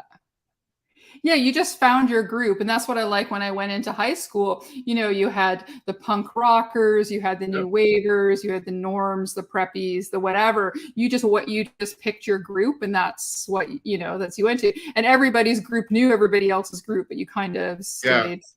I was a theater and art student, so I knew a very broad spectrum of people. Like the art department was full of everybody that was artistic. So, you know, you had frumpy, like new age artists, and you had like punk rockers. Like it was just spectacular.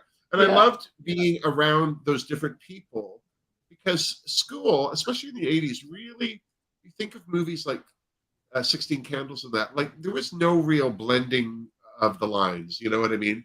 Yeah. You were this person, that's who you had to hang out with, whether you liked them or not. And I really liked being an art student because you kind of got to meet all those people. One of the girls I knew in art school, her name, she changed it, but her name was Patty Strickland.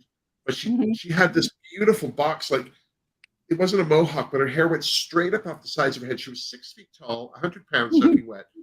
Black lipstick, black eyeshadow, white face, and her hair went straight up black, and then it was purple and green and kind of just fell back down. Awesome. Stunning. Like I remember she walked into the lunchroom wearing a Salvation Army cape. And all of that goth and punk rock and everything. And it's like, who that? And we were best friends, right?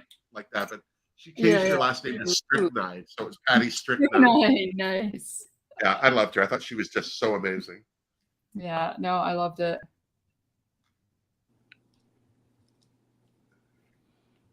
Yeah, we were talking to some of the millennials at work, and it was like, yeah, kids in the summer, our parents opened the front door and said, get out. And then you came back in the evening to eat. That was it. You were in feral all summer. Yeah, if you didn't come back bruised and bloody, you weren't outside.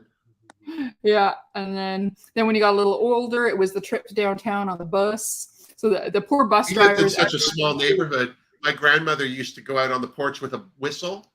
Yeah. And she'd blow it. My brother and I, no matter where, we got to go. No, we had, as soon as the street lights came on, it was like, you got to come home. Okay, street lights, go home. And then when I was a teenager, it was, all the teens of Surrey who wanted to go downtown, so all the cool kids, we'd all hop on the same bus, and the poor bus driver would be like, 200 or however many people you fit on a bus, screaming, yelling, being stupid. That's crazy. I hated. It was bad for the bus driver, but it was fun for us. So funny. That's hilarious. I still remember the bus, the 330 Ferguson. It has been, I don't know how many years, because now we've got SkyTrain, so like a a subway, kind of like a subway, but it's above ground. Oh yeah. Yeah. We have something here in Toronto that they spent way too much money on and no one uses. I can't even remember what it's called. I've never used it, but then I never go to the airport. Oh, okay. Yeah, we have too. They added another line for us too. So you go downtown and then you switch onto a different line and it'll take you to the airport. And it also costs you more money to go to the airport, bastards. Yeah, of course. Oh, yeah. Free to go downtown, but if you want to go back, yeah, cough it up. Cough it up. Exactly. Of course, we have nothing in Austin. No public transportation. Nothing at all, eh? We have a bus. We have a bus. But what is it, like once a day, twice a day? I mean, you really have to have a car here. It kind of sucks. Yeah, kind of same where I am too.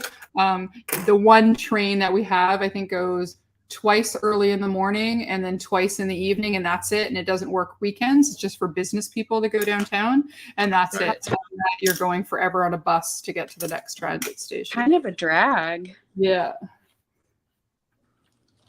Well, kind of, I guess, because then you can keep the riffraff down in Vancouver. So that's kind of okay. Yeah, I feel like they should have more.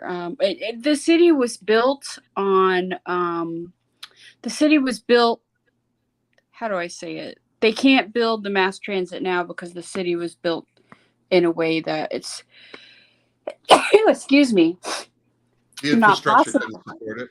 Yeah, that's the same with Vancouver. That's why we don't have a subway. Some idiot in the 60s, the government was like, oh, it's too expensive. We can't make our taxpayers pay that. And now we're paying 4,000 times more the price, and it's all above ground. And so So we would have saved a lot more money in the past had they done it right away. But of course they didn't. So that's the same. I'm just going to leave you for a minute. I can still hear y'all, but talk amongst yourselves. All right. She's so hilarious. Talk amongst yourselves. Yeah. No, the Patreon's awesome. We have a chat every 2 weeks, and then we all this one was epic. What we started. I'm on the 1 o'clock. Oh, you should join it's every 2 weeks on a Sunday. And then with this time we started at 1, and I think we finished at 6. At the end, it was only 3 of us. So I think it was Elizabeth, me, and Wilma at the end. But yeah, it was so how good. do I just watch for the emails from Wilma? Yeah, so she usually sends an email out to all the patrons, and then, or if you go to the Patreon page, it'll have a link that you go to. So it won't be this Sunday, it'll be the following Sunday. Okay. And it's not. Oh, go ahead. I'm sorry. Oh, and like I say, and then it's 1 o'clock, yours and my time. Okay. It's not. Yeah. Wait, no, it's later for me here. What time is it there? Right now, it's 6:37. Aren't we at the same time? So, no, it's 8:30 here. Oh, okay. I thought we were on the same time zone. Okay. Nope. I'm in Texas. So if you're 2 hours ahead, then it would be 1, 2, 3 o'clock. Like 3. Yeah. So that's perfect. Yeah, and then some people jump in and out, and some stay. I think there's about 9 core of us, and then there's some people that kind of come in and out. But no, it's an amazing group of people. And Martha lives near me, so now we buy makeup together and go out for lunch. Yeah, that's so cool. Do all the things. Yeah, so that's amazing. It's awesome. Yeah. Save the shipping and stuff. Yes. Okay, so I will join the next one. There's no like Telegram chat or anything, right? It's all the no, it's just on Patreon, and then we get, which I haven't watched this week's yet. Shit, I'm behind. Then he's got his weekly watches, and then a little video for us every week. Yeah. Okay. No, it's so much fun. You definitely should come. Yeah, I mean, I'm a member. Yeah. Oh yeah, Whole Foods is here. Whole Foods is huge here. Mm-hmm. Foods is so nice. David is saying that his former company, Whole Foods, is headquartered here. It sure is. They bought out my favorite grocery store here. So, I mean, which one is that? I do kind of like. Oh, it doesn't exist anymore at all. It was kind of just a Vancouver brand that had location. I mean, they did get my favorite. They did keep my favorite brownie recipe. So, I mean, there's that. That kind of sucks, though. But yeah, I don't mind change, but sometimes it's not at the right time. Like, it's like, now I got to find a new. Yeah, I mean, I still have choice. Yeah, I still have Choices, which is a local kind of healthy food brand, or grocery store. But I really like the other one. But I think that was their way to get into Canada, was to buy that chain, and that got them their first, 4 locations or something. And then Probably.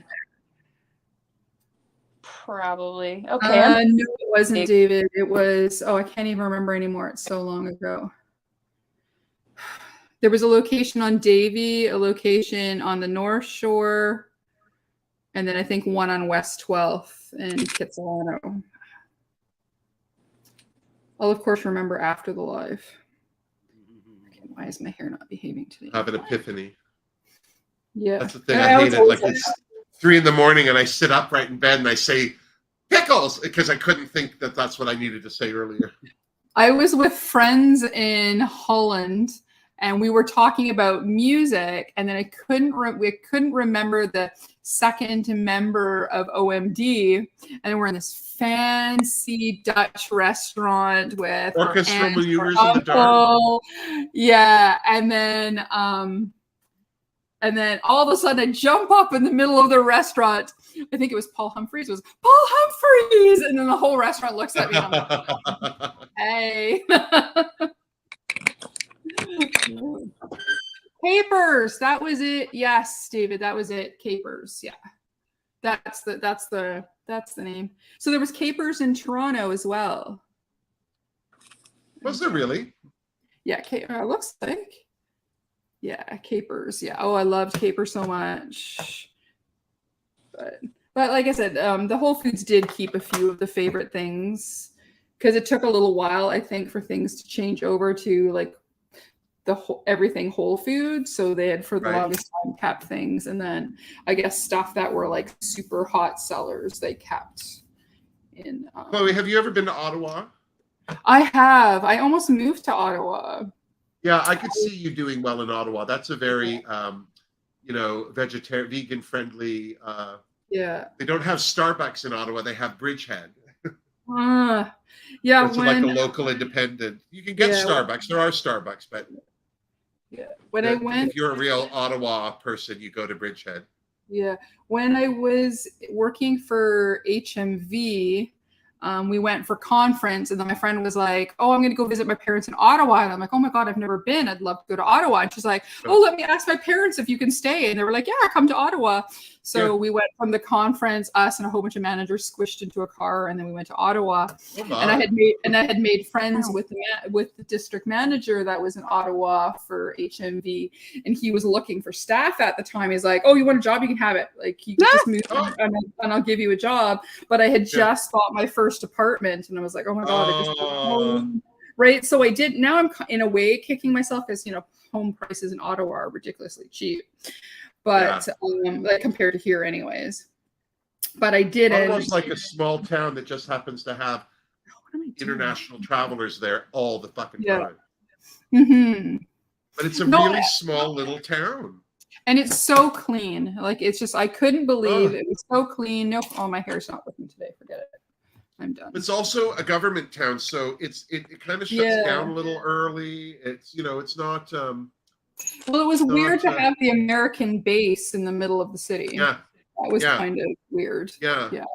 Well, and then you see all those international flags everywhere, anyway. Yeah. No, I loved it. And then we were there the time of year we were there, they had Maple Fest going. So we went to like a neighboring little town, and then we went to visit her friends, and her and another friend, the two friends, bought a heritage house. They split it in half, and they each paid, I think, something like $50,000. And I was like, I just paid $90,000 for a 500 square foot apartment, and you bought a heritage home together for $100,000. Yeah. What's wrong with this picture? Yeah, right? Yeah, I would live in Ottawa. Ottawa's like a small little town. It's really quite quaint. Mm-hmm. And there's a lot of, it's funny because even though it's a government town, it's also a very art heavy. Like my brother used to manage the Little Theatre, which is the largest community theatre in Canada. And it's still a community theater. It has a board though that runs it. Well, that's cool. It's they have that. They've got like the crafts, the arts and crafts community there is ridiculous. Yeah, my friend's dad owned a record store. I think it was one of the last independents, I think, still there. So I got to rate his personal vinyl collection, and then he had a copy of the Thor album. I had to grab it. Oh my God. It was so cheesy. The cover was so cheesy, and I was so obsessed. I'm like, I still have it somewhere. And it's like, oh, I love this. And he's like, oh, I got a duplicate. You can have one. I'm like, awesome. The Thor vinyl was so funny. But, I'm getting down to it. I'm almost. Yeah. Now I got to wash my hair, so it's not doing anything that I want. So I'm over it. Your hair looks cute. Yeah. I wanted to put it up, but it's hair washing day tomorrow, so we will live with it. So spray it up. I was so lucky. I found a couple of wigs. A while back, a friend of mine contacted me and said, oh, I have a friend who's kind of interested in drag. Do you have, yes, take it all. Okay. She just wondered if I had any wigs. And when I first started buying wigs, I would just buy whatever was on sale. You know what I mean? It didn't matter what the color was. Well, it did. I tried to lean to certain colors, but I was just trying to buy cheap lace front wigs, and I would go to Chloe, which is this great, like it's a lot of African American women shop there for sure, but I think most women of color would go to Chloe because they also carry makeup specifically for different skin tones, and the wigs are all, the laces and the wigs are darker, so it's really user friendly. And they always had like a sale bin, and I would always buy whatever was in the bin if it was remotely good color. So the wig I've got today is one of those wigs, and I love this wig. I bought 3 of them were in the discount bin, and they were all 3 different colors. And I don't know what the third color was, but I have a maroon one and this one, which is kind of a bluey, tealy green, sea witchy color. And yeah, I love it. But now, like, Denise got me into a color of wig. Like, I always wanted Wilma to be a redhead, but can't find anything. I'm talking and I'm trying to find stuff. Yeah.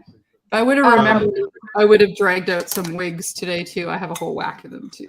David wants to know where the store is. David wants to know what? Where the store is. Which store? Oh, Chloe is at.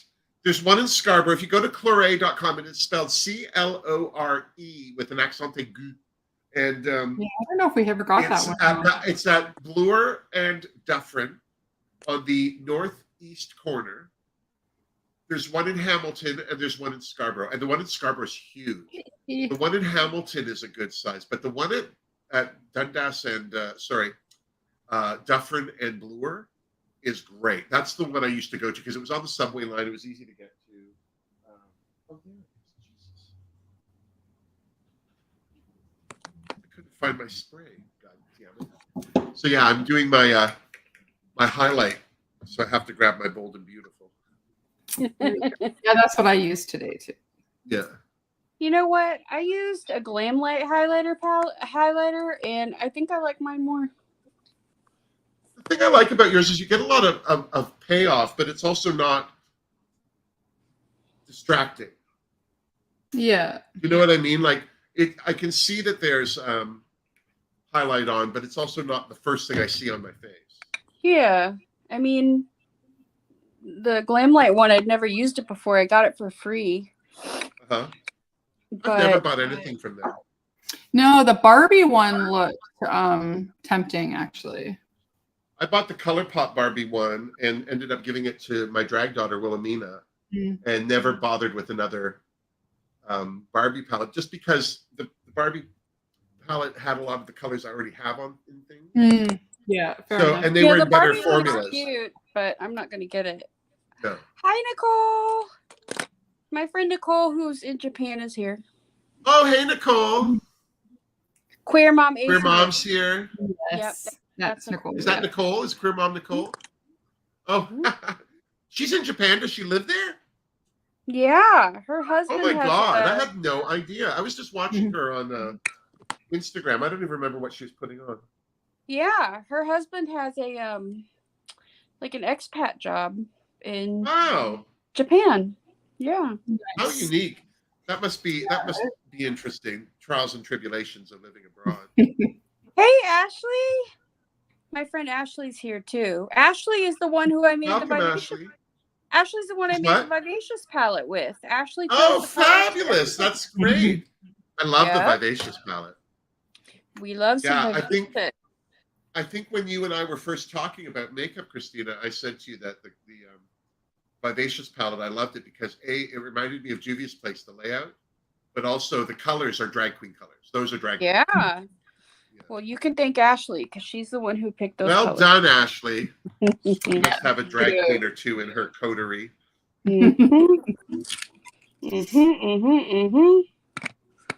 So I just need to put on lashes and I'll be done.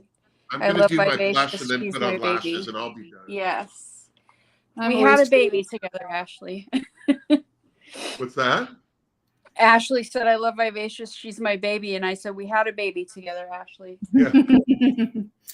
Yeah. No, I'm yes, I've abused your baby. I'm not ashamed to tell you. I've not mistreated it, but I've ridden it hard. It is a good drag palette. I agree. Yeah, it really is. Bright colors. I'll be excited. Well, and that's the thing, you know, I don't mind if there's not a black or a white in a palette, if all the colors are bright and gorgeous. I've got blacks and whites. Make your palette worth buying without the black and white. Like, don't make me regret they're not. Yeah. Mm-hmm. You know? Yeah. Especially if it's a small palette. I hate when people whine on a 9 palette, 9-pan palettes. Why is there no black and white in it? It's like, well, that's going to be like almost half the palette. Like, yeah, I don't want black in a 9-pan. Right? Yeah. You are a colorful queen. So Ashley's Instagram is Ashley with 3 E's. Ashley Eats Dinos 13. So Ashley's looks are like Daniela's. Ashley's looks follow her.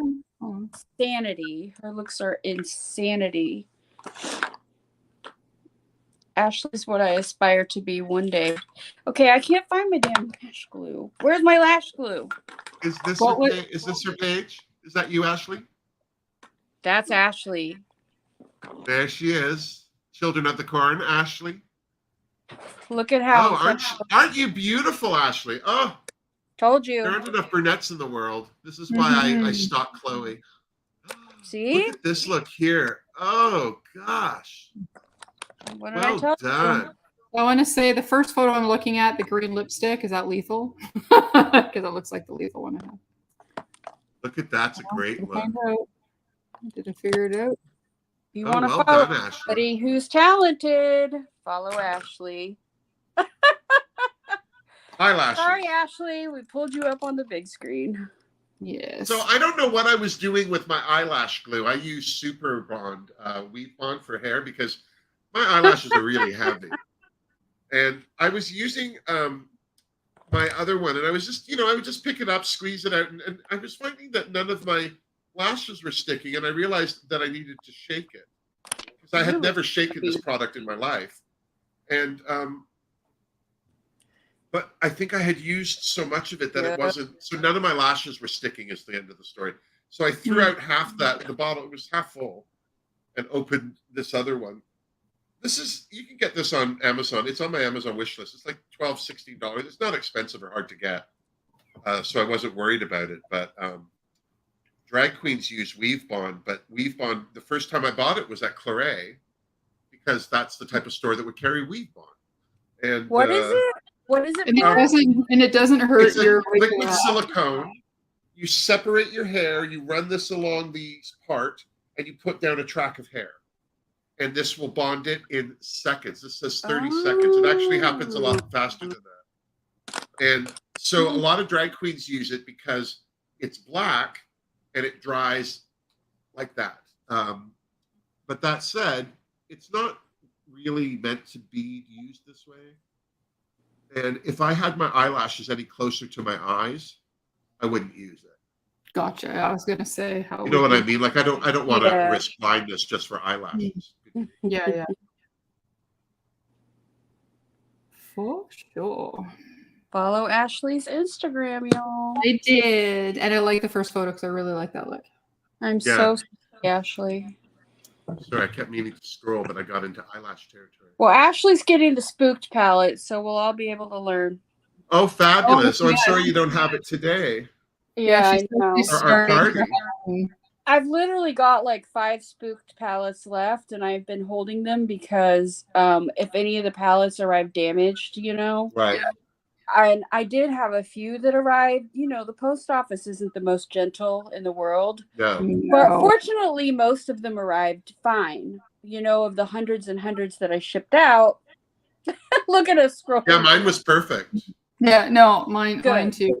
No, sometimes I think the post office shit kicks all everybody's packages. They do. I mean, I've still got a few that are, you know, going to Australia and New Zealand and places like that.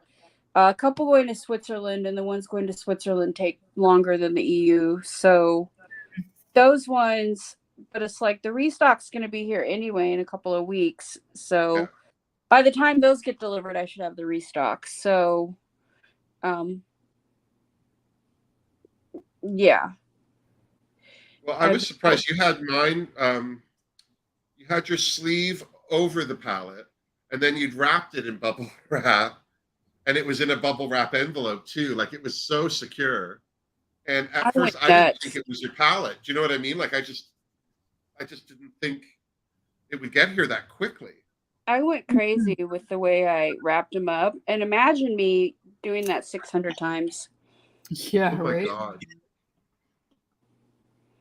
Is that how many you got for the first order? 600? Yeah. Wow. Yeah, you don't want the blend bunny incident. What happened? No. What happened? Oh, so many people got so many. Like, I did too. My first palette, I think 2 or 3 of the shades came totally smashed. Oh, no. Yeah, she was really kind and she resent it to me, but I think it happened so many times. But by the end, I think she had enough. But she does package way better now, because I bought the this highlighter palette and it came amazing wraps. Yeah. So yeah, if you like super crazy blingy, this is you can be seen from space. Yeah, I'm not a big fan of, like, that's why I like your highlighter palette, Christina, because it's just normal, like, it's neutral. I don't have a problem with those other colors. I just don't like them for me. They don't work well on a drag queen. You know what I mean? Yeah. They just look weird. If all of a sudden my cheek looks green, it's weird. You will get that. You know what I mean? With the shifty ones. Yeah. Yeah, no, I like why people use them, and I'm not unresponsive to them. I've just learned the hard way that they're really not for me. Yeah. Like you say, some of those things get lost in drag makeup. It's true. Also, you know, when you're doing drag makeup, you're not going for as much of that, like, the glimmer or the glitter. It's about changing the structure of a face. Mm-hmm. You know, so you really do want to rely more on things like the browns and the blacks, so you can shadow and contour, but it doesn't always make for the best colors. You know, I've been really enjoying makeup in the last few years because, you know, I've been watching some interesting people who do different things, and they Make Me Up Miss is one of them, where it's just a style of makeup that I don't do on myself, and I really like gleaning from her style, different applications, you know. And there was one video of hers that I'm gonna try to recreate on myself and challenge myself. Oh yeah, what's that? She did it with the Patricia Bright palette. She did it. I can't remember when she did it. I'm gonna have to tell her, because I'm in a group chat with her and like 4 other people. Of course, Danielle is one of them. But it's a cut crease. Ooh, you look good. Both of y'all look good. Wilma, I just need to put my lip on. I want to use one of yours, and I can't remember which. Oh yeah, this dark one. That's the one. I'm using Passion. Caitlin. Oh yeah. It's going to be challenging for me because, you know, she's a challenging makeup artist. She's just very talented. So who's this? What's happening? We'll see. Yeah, too many Here. talented makeup Yes. artists. Yeah, I mean, I haven't tried to do anything Elena does because I just don't think I can do it. Oh, that's insanity. She's so insanely talented. Like I did a video with her where we did marble.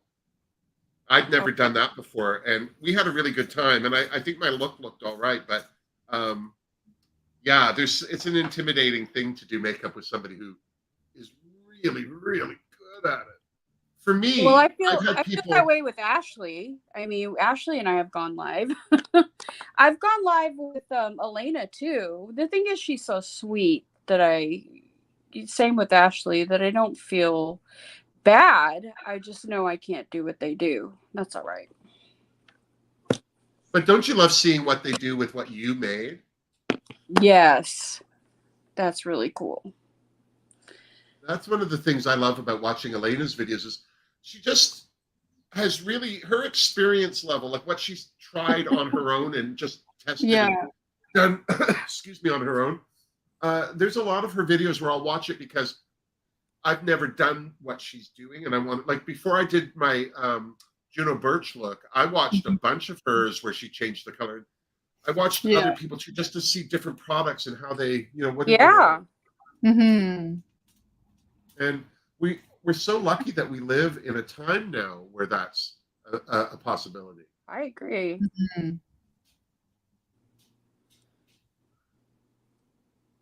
I've been having, I don't know what it is. I have the worst time doing my lips anyway. I just want to say anyway.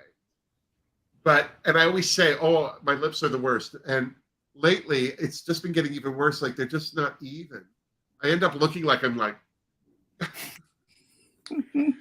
I always do too. My lips are never even either. And I screwed up my lashes also. So, gonna try to fix that real quick.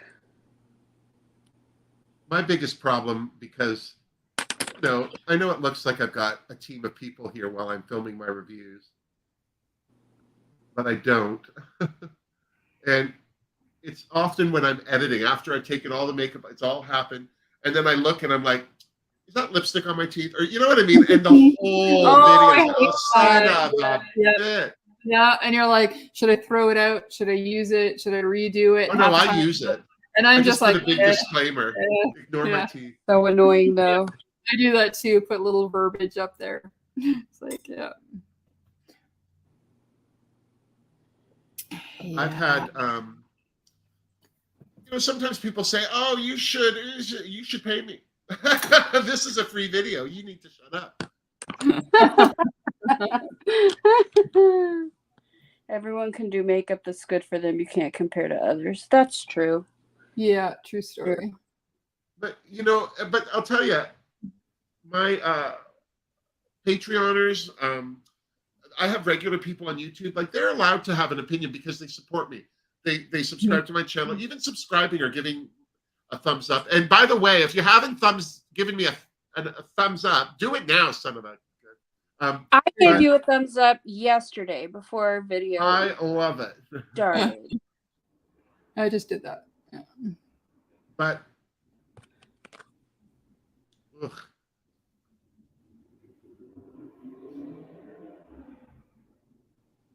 yeah, if it's somebody that spends a lot of time around, like they're not a first-time viewer, or it's a name I recognize, I totally take what you're saying into consideration because they've invested time to watch. Yeah. No, some people are pretty nasty. I see, like, I look at some of the comments that some people post on other people's pages, and it's like, yikes. People are mean. Yeah. And it's not necessary. Oh, totally. I have to say, that's one thing I'm so proud of, is the people that, whether they're Patreoners or not, very little back and forth, like negative. And if there is, if you ever get a negative response, because I don't see them all, message me. You can message me on YouTube. You can message me on Instagram privately, and no one will see the message. But let me know, and I will remove that person. I just don't see them. Do you know what I mean? Yeah, no, that's, I mean, I've been, 149 people, but I've been lucky too. There hasn't been anything yet. Though I do find if I get dislikes, it's on shorts. People are mean about shorts. So, but it's whatever. I'm just doing this for fun because I have too much makeup and I like makeup. So there we go. Well, I also like, how does that look? Does that look balanced? Yeah. Yes. That Okay, does. okay. I'm not looking like, what's that smell? Nope, you did it.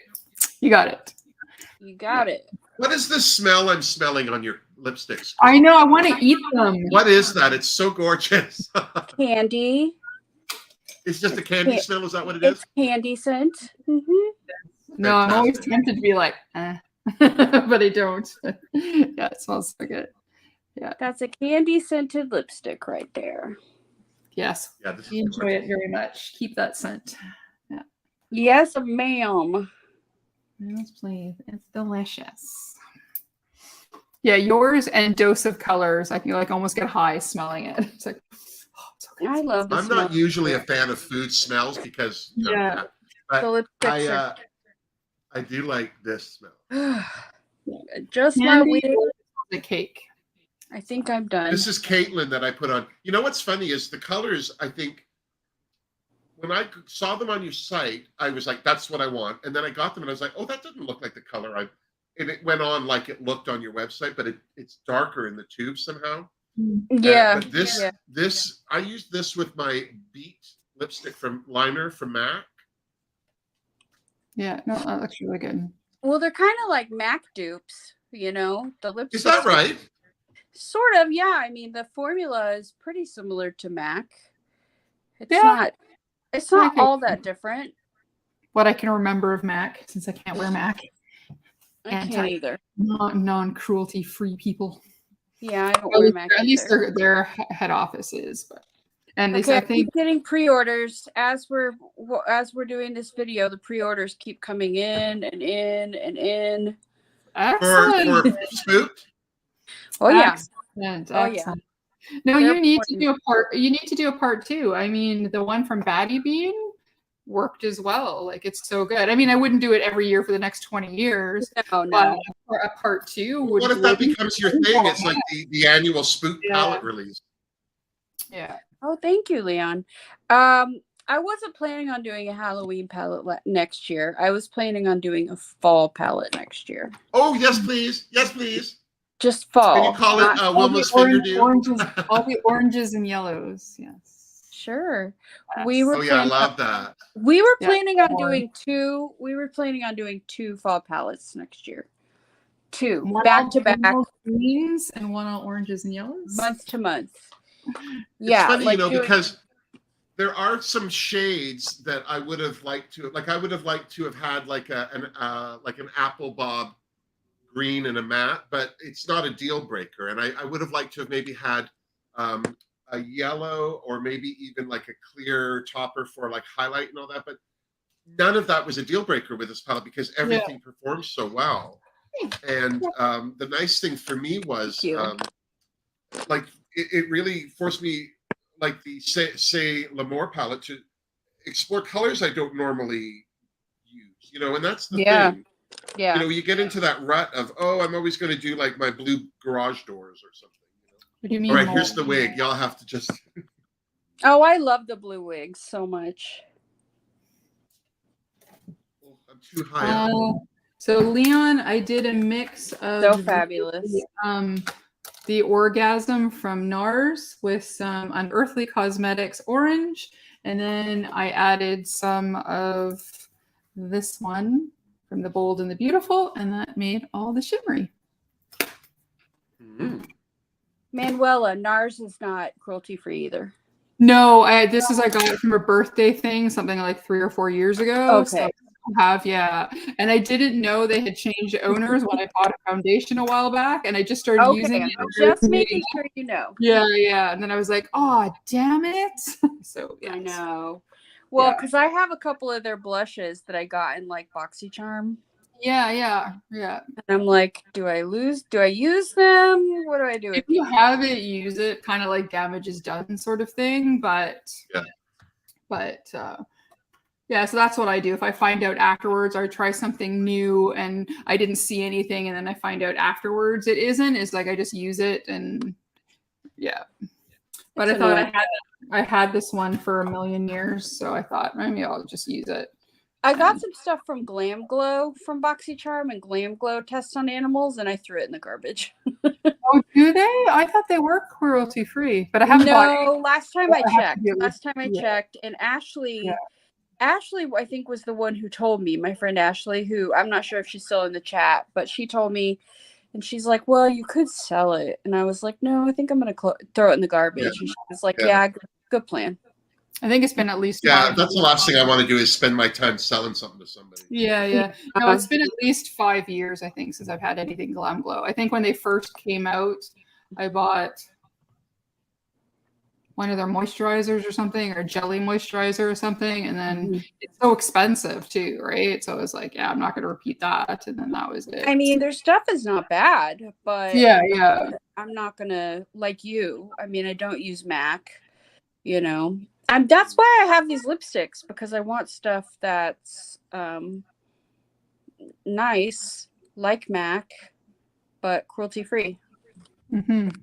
And makes sense, because I think the MAC marketing team these days are drunk.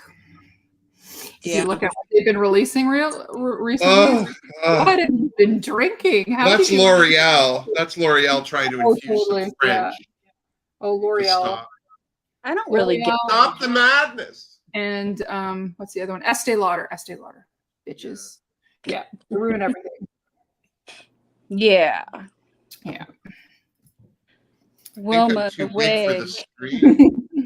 You're like a rocker.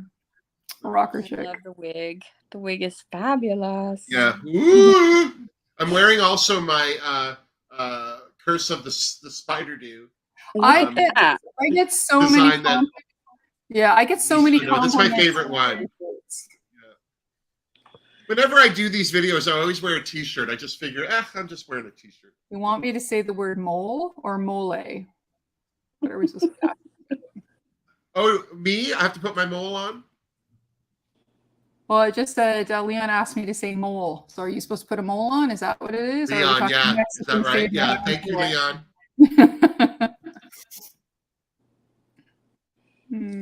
Wilma looks so fabulous. Yeah. I always forget to do the mole. That's the thing. It's like putting eye primer on. I forget.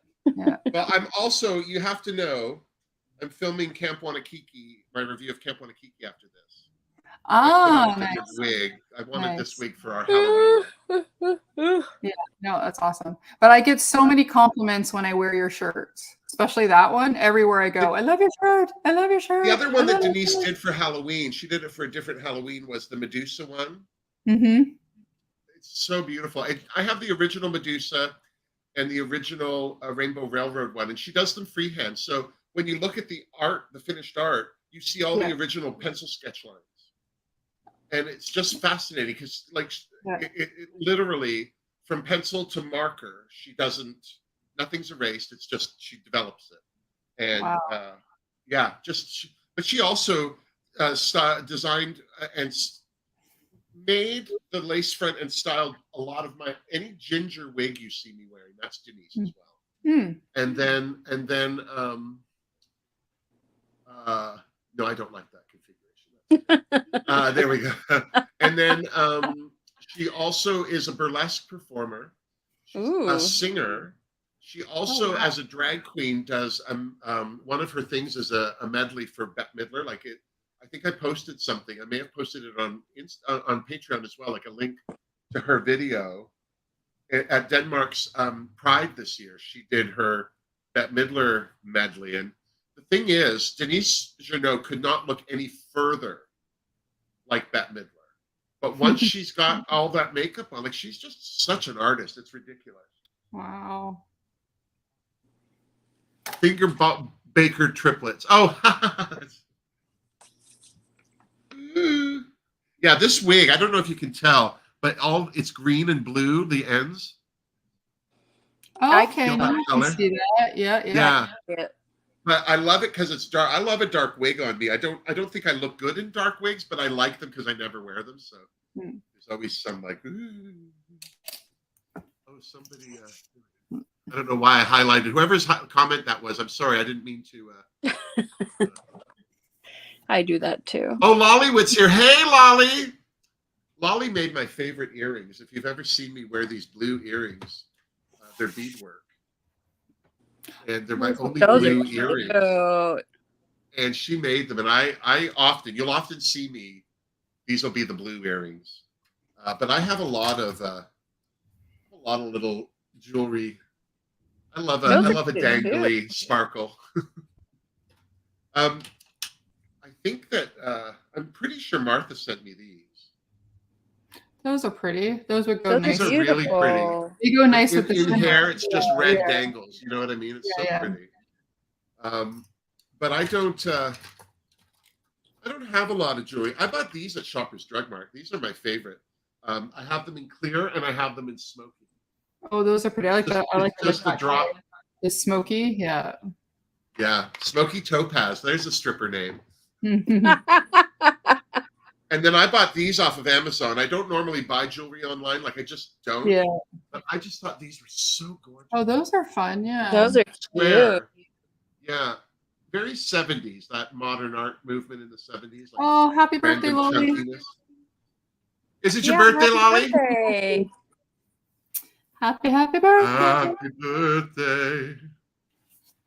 Don't ask me to sing. Oh, the building. Oh, there we go. Oh, look, there's a lot going on here. Sorry.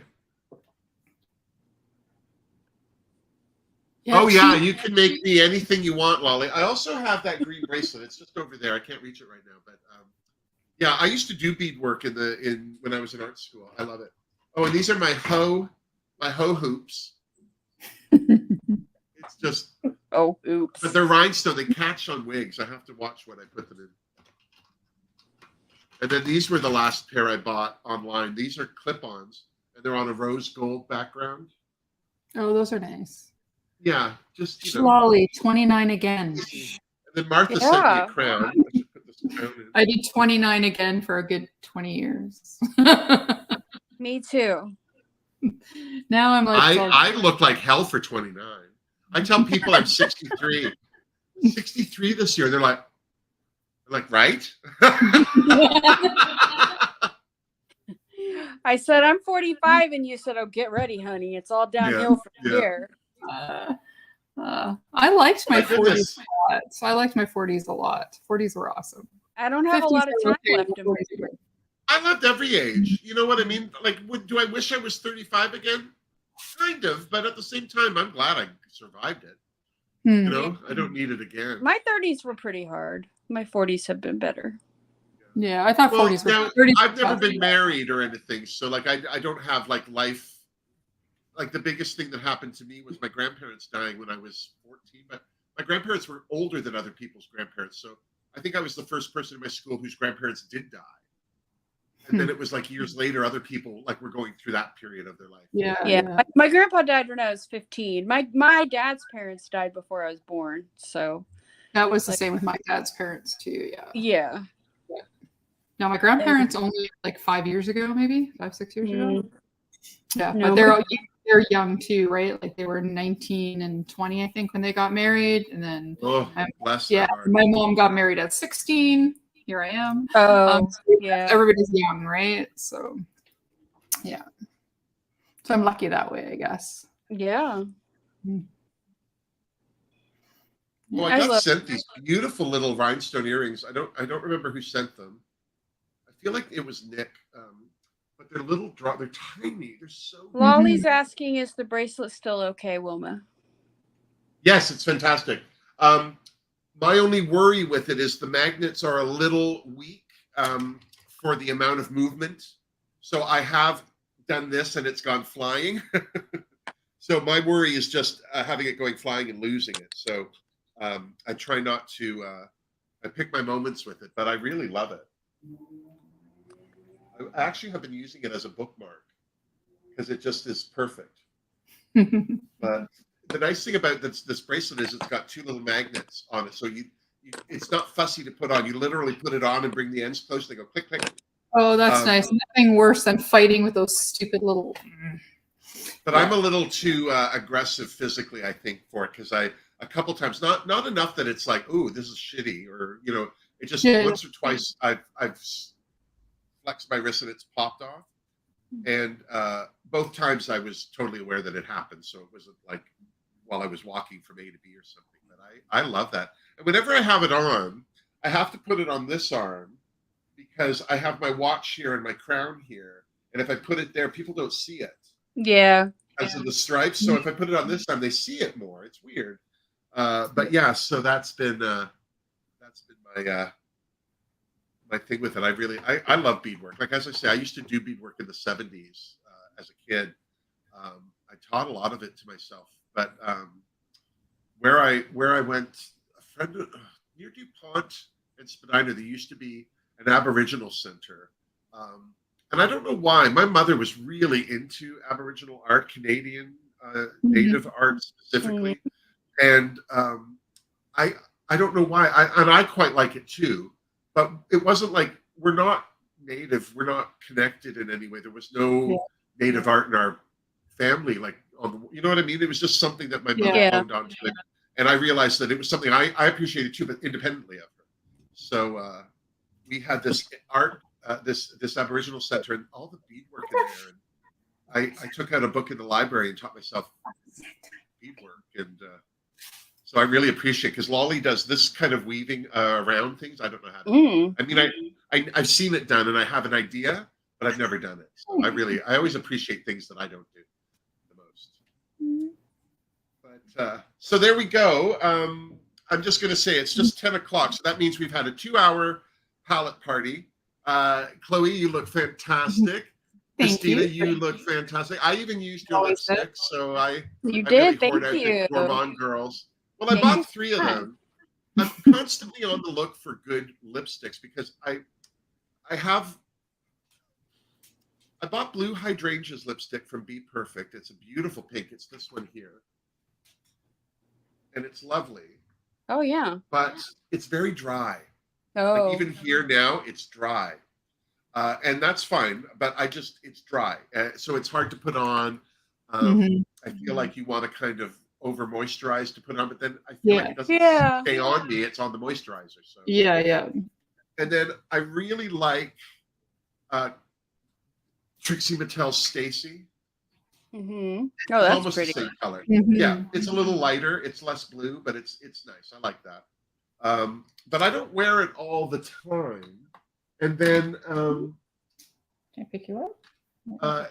Teresa sent me Fenty's pink. Oh, I have that one too. I love it. Yeah. Yeah, it's so good. I remember just saying to her, "What lipstick are you wearing?" And she sent it to me. I was just so surprised. Thank you, Lolly. Thank you, lady. Oh, thank you. But yeah, I like those. I really like the carnation. What's that one? Clavel. Clavel, yeah. That's this one. That's a deeper pink than I have. So I was happy to get that. The one I have on here, which is Caitlin, is dark. It's the darkest lipstick I own, and I really like that. And then this one here, the Bingo. Besso. Thank you, Johnny. Yes. Oh, look how dark that one is. I really like that one too. That one's really nice and deep. Yeah, that's more of like a bluish red. Yeah, and yet when I look at it here in my hand, it's a bricky brown red. Yeah. So when you put it on, it's like, oh, look, all the blue comes out when you put it on. You know what I mean? Yeah, I was really pleased. But now that you say candy, I'm getting sweet tarts and things. You know what I mean? Candy. Yeah. There was a dryer sheet that was vanilla. Ooh. Years ago, and I had to throw it out. I couldn't smell vanilla all day. It made me so hungry. And all I wanted to do was eat. It didn't matter what it was, if it was sweet or savory. I just had to eat all the time. So there's our first palette party. Thank you for the palette party. It was fun. I was so pleased you could join us because Chloe and I were talking about this. Oh, there's a kitty. There's a kitty. There's a kitty. You picked up, but she's so cute. Look at her. Is she meowing? Is that her meowing? Yeah. Meow, meow, meow. She's got a little Good duck. for her. Wow. Ooh, look at the colors. Thank you for being here, David. I love that purpley Thank you, pink Bojo. that I ended up with on my lid. Oh, I'm sorry. That was Bloody and Cauldron. Is that Cauldron the purple sparkle? On me or on Manuela? On me. No, you. Hold on, where are The we? purple's the matte Treat. is Cauldron. Treat and Bloody. Cauldron, That's what I have on my lid. And then I used the black one, Spook. No, sorry. Spooky? Is that what the black's called? The black is called Spooky. Yes, I couldn't remember. I had to look. And then I used Cauldron, the matte purple. Those are the two. Yes. I just used those two colors around my eyes. But then I also used the white to blend it out a little. And then I used the white to set my brow bone. And then over the brow bone, I put pumpkin. And what's great is you can see the pink of the pumpkin, but then you also see as it hits the purple, the green that's in that pumpkin. It's really amazing for a highlight. I mean, for a multi-chrome. I don't own a lot of them, and I like this one because looking at it, I can see it. Do you know what I mean? Yeah. But yeah, I want to congratulate you once again on a successful launch of a fabulous palette. I mean, even if you just bring it back next year, don't even do a new one. I can see this being something people have as a regular in their collection. Because again, I mean, as we say, it's been sold out, but you can reorder it. And when you look at that palette, there's just, you can do some ones and dones, but everything blends well. Everything complements. The orange and red go so well together. I was actually toying with that today, but I wanted to do the purple. I wanted to do like a heavy look because I don't normally do a heavy eye look. But the fact that I could do a heavy eye look with this palette is great. And so the restock is up. You can get on the get your name on the list. Guarantee yourself a palette. And hopefully you'll keep it on the shelves or bring it back next year just to. I know I'll need to replace mine by next year. Yeah, I'm just saying now. If I have to live without some of the shades from in here, you're gonna get a slap. I'm just telling you that. Brace yourself. Okay. It won't be pretty. Yeah. Let me see how I got big old man hands. I'll goes. knock you into next Tuesday. But I would say the restock is already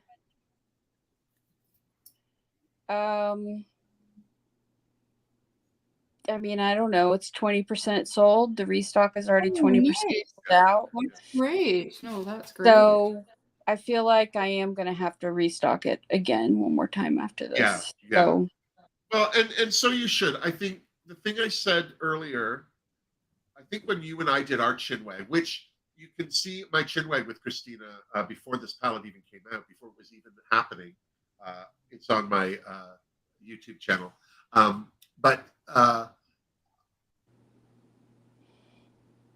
lost my train of thought. I'm so sorry. I was doing so well. Something about the restock and about our live from before. Oh, so this year, 2022, I'm going to say in the spring, not February as early as that, but definitely March, April. Gourmande Girls, Twitter. What? Woo? What? And I started seeing people talking about your products. And I think it was just when Set L'Amour came out, whenever that happened. Yeah. Because it was something everyone was talking about. I also loved the packaging. So it was like, oh, and then when I saw the color store, I was like, ooh. And so it caught my attention. So I had no idea who you were April of this year. And now, two of your palettes are like they're like, I wouldn't give them up. I use this is that time of year and your highlight palette, and the black out of Set L'Amour has saved other palettes. Let me tell you, they need to send you a thank you. Well, thank you. Yeah. So if you haven't experienced Gourmande Girls, really do cruelty-free, vegan. She ships consciously and quickly, and there are so many really great color stories and formulas to explore. I would highly recommend if you're looking for a new makeup line or just something new, just check it out. This is the link for the page right here. This is the palette itself. But when you look at the whole product line, look at this stuff. Look at the colors. Look at the colors. Look at the lipsticks. Oh my God! And while it's too much. It's too much. Make sure that you join Wilma's Patreon. Yes. Make sure that you follow, that you subscribe. I'm sure you're all subscribed to Wilma already. And then make sure that you follow both Wilma and Manuela, who is Chloe here on Chloe Demure. Please and thank you. Save the victory roll. Thank you. Yeah. Yeah. Yes. And thank you guys all for hey. What's that? What's that called? What? Iced tea. Oh, sipping on some iced tea. Hey, F Joe, Fojo. Yes. I'm so bad at reading the comments because I'm too busy doing the hosting. But thank you all for joining us. If you enjoyed this, we'll have others. I know Chloe and I have talked about doing one of these with palettes that, they get launched. People use them and show you, oh, here's the new palette. And then you never hear of them again. And I hate it when somebody doesn't post at least 2 or 3 different goes with a palette. I agree. You get a sense of it. Yeah. And you can't have an opinion swatching on your arms and throwing one look on your face and running out the door and forgetting that you need to touch that. The amount of times when people are decluttering and they hold up something, you go, I don't even remember getting this. I feel so bad for every makeup company that's ever took a chance on somebody to promote a product. When they're like, oh, I don't even remember getting this. Or I love this palette, and it doesn't even look like they've even swatched it. They've never touched it. No, exactly. Have you? Yeah. So, yeah, there'll be more of this. I also have my Camp Wanakiki reviews. We've got Drag Race UK. I just posted the 3rd episode review of that. And I have my makeup and movies. I'm getting back on track with those. Connie and Carla's are coming. And after that, it'll be Casablanca. And if you have any suggestions or opinions, keep them to you. No, you can always, if there's something you'd like to see on my channel that I'm not doing, I might not do it, but let me know and I'll definitely consider it. That sounds good. See, but anyway, thank you so much, Christine. What were you going to say? Thank you for having me. And I was going to say, I would do the palette review too, because I have other palettes from other brands. Oh, fabulous. Oh, yeah, we'll do it. Again, for sure. Yeah. We can have a little makeup party. Well, I definitely want to do this again with you, Chloe, because this is something you and I have been talking about doing. And yes. Chloe and I got the Unearthly Cosmetic Halloween box, which is just on its way. And we're going to do an unboxing together. Because I'm afraid. I've never bought anything from Unearthly, so I'm excited. Well, and that's not true. I have one palette from them that's I never use because I'm an idiot. Yeah, no, I'm being this is why we're doing the palette party. Yeah. We're playing with this now. Yes. Also, I love being able to look at a new palette. And let's face it, some palettes are just not worth buying, but there's always a color in there you want. 9 times out of 10, we have those colors in a palette we just forget we own. So I like revisiting things. Like, one of the things I noticed in looking at other people's channels was going back to other launches that I have or was interested in and seeing what they did with it. You know what I mean? Because I didn't see it at the time. And everyone's interesting and has a viable contributive opinion and perspective, and I think there's room for everyone to show what they got. I agree. And I'm so glad that you guys were here with me tonight. And if you enjoyed this, this video will be up on YouTube. You can watch it again, or if you know somebody who might enjoy finding out about Christina's fabulous company. You're so sweet. Gourmande Girls. Ooh, look at that Spook palette. Look at the colors. Look at them. Thank you for having me. We will do this all again. Yes, thank you so much. Thank you, Chloe. Please follow everyone. There are links down in the description box. Yeah, thank you, Manuela, for being here. Yeah, have a great week, everybody. Don't take any wooden nickels. Make sure you put some makeup on because no one wants to see drab. Yes. Pretty up is what I'm saying. All right. Until next time, guys. Thank you so much. And miss us. Mwah! Mwah. Mwah. All right. Okay.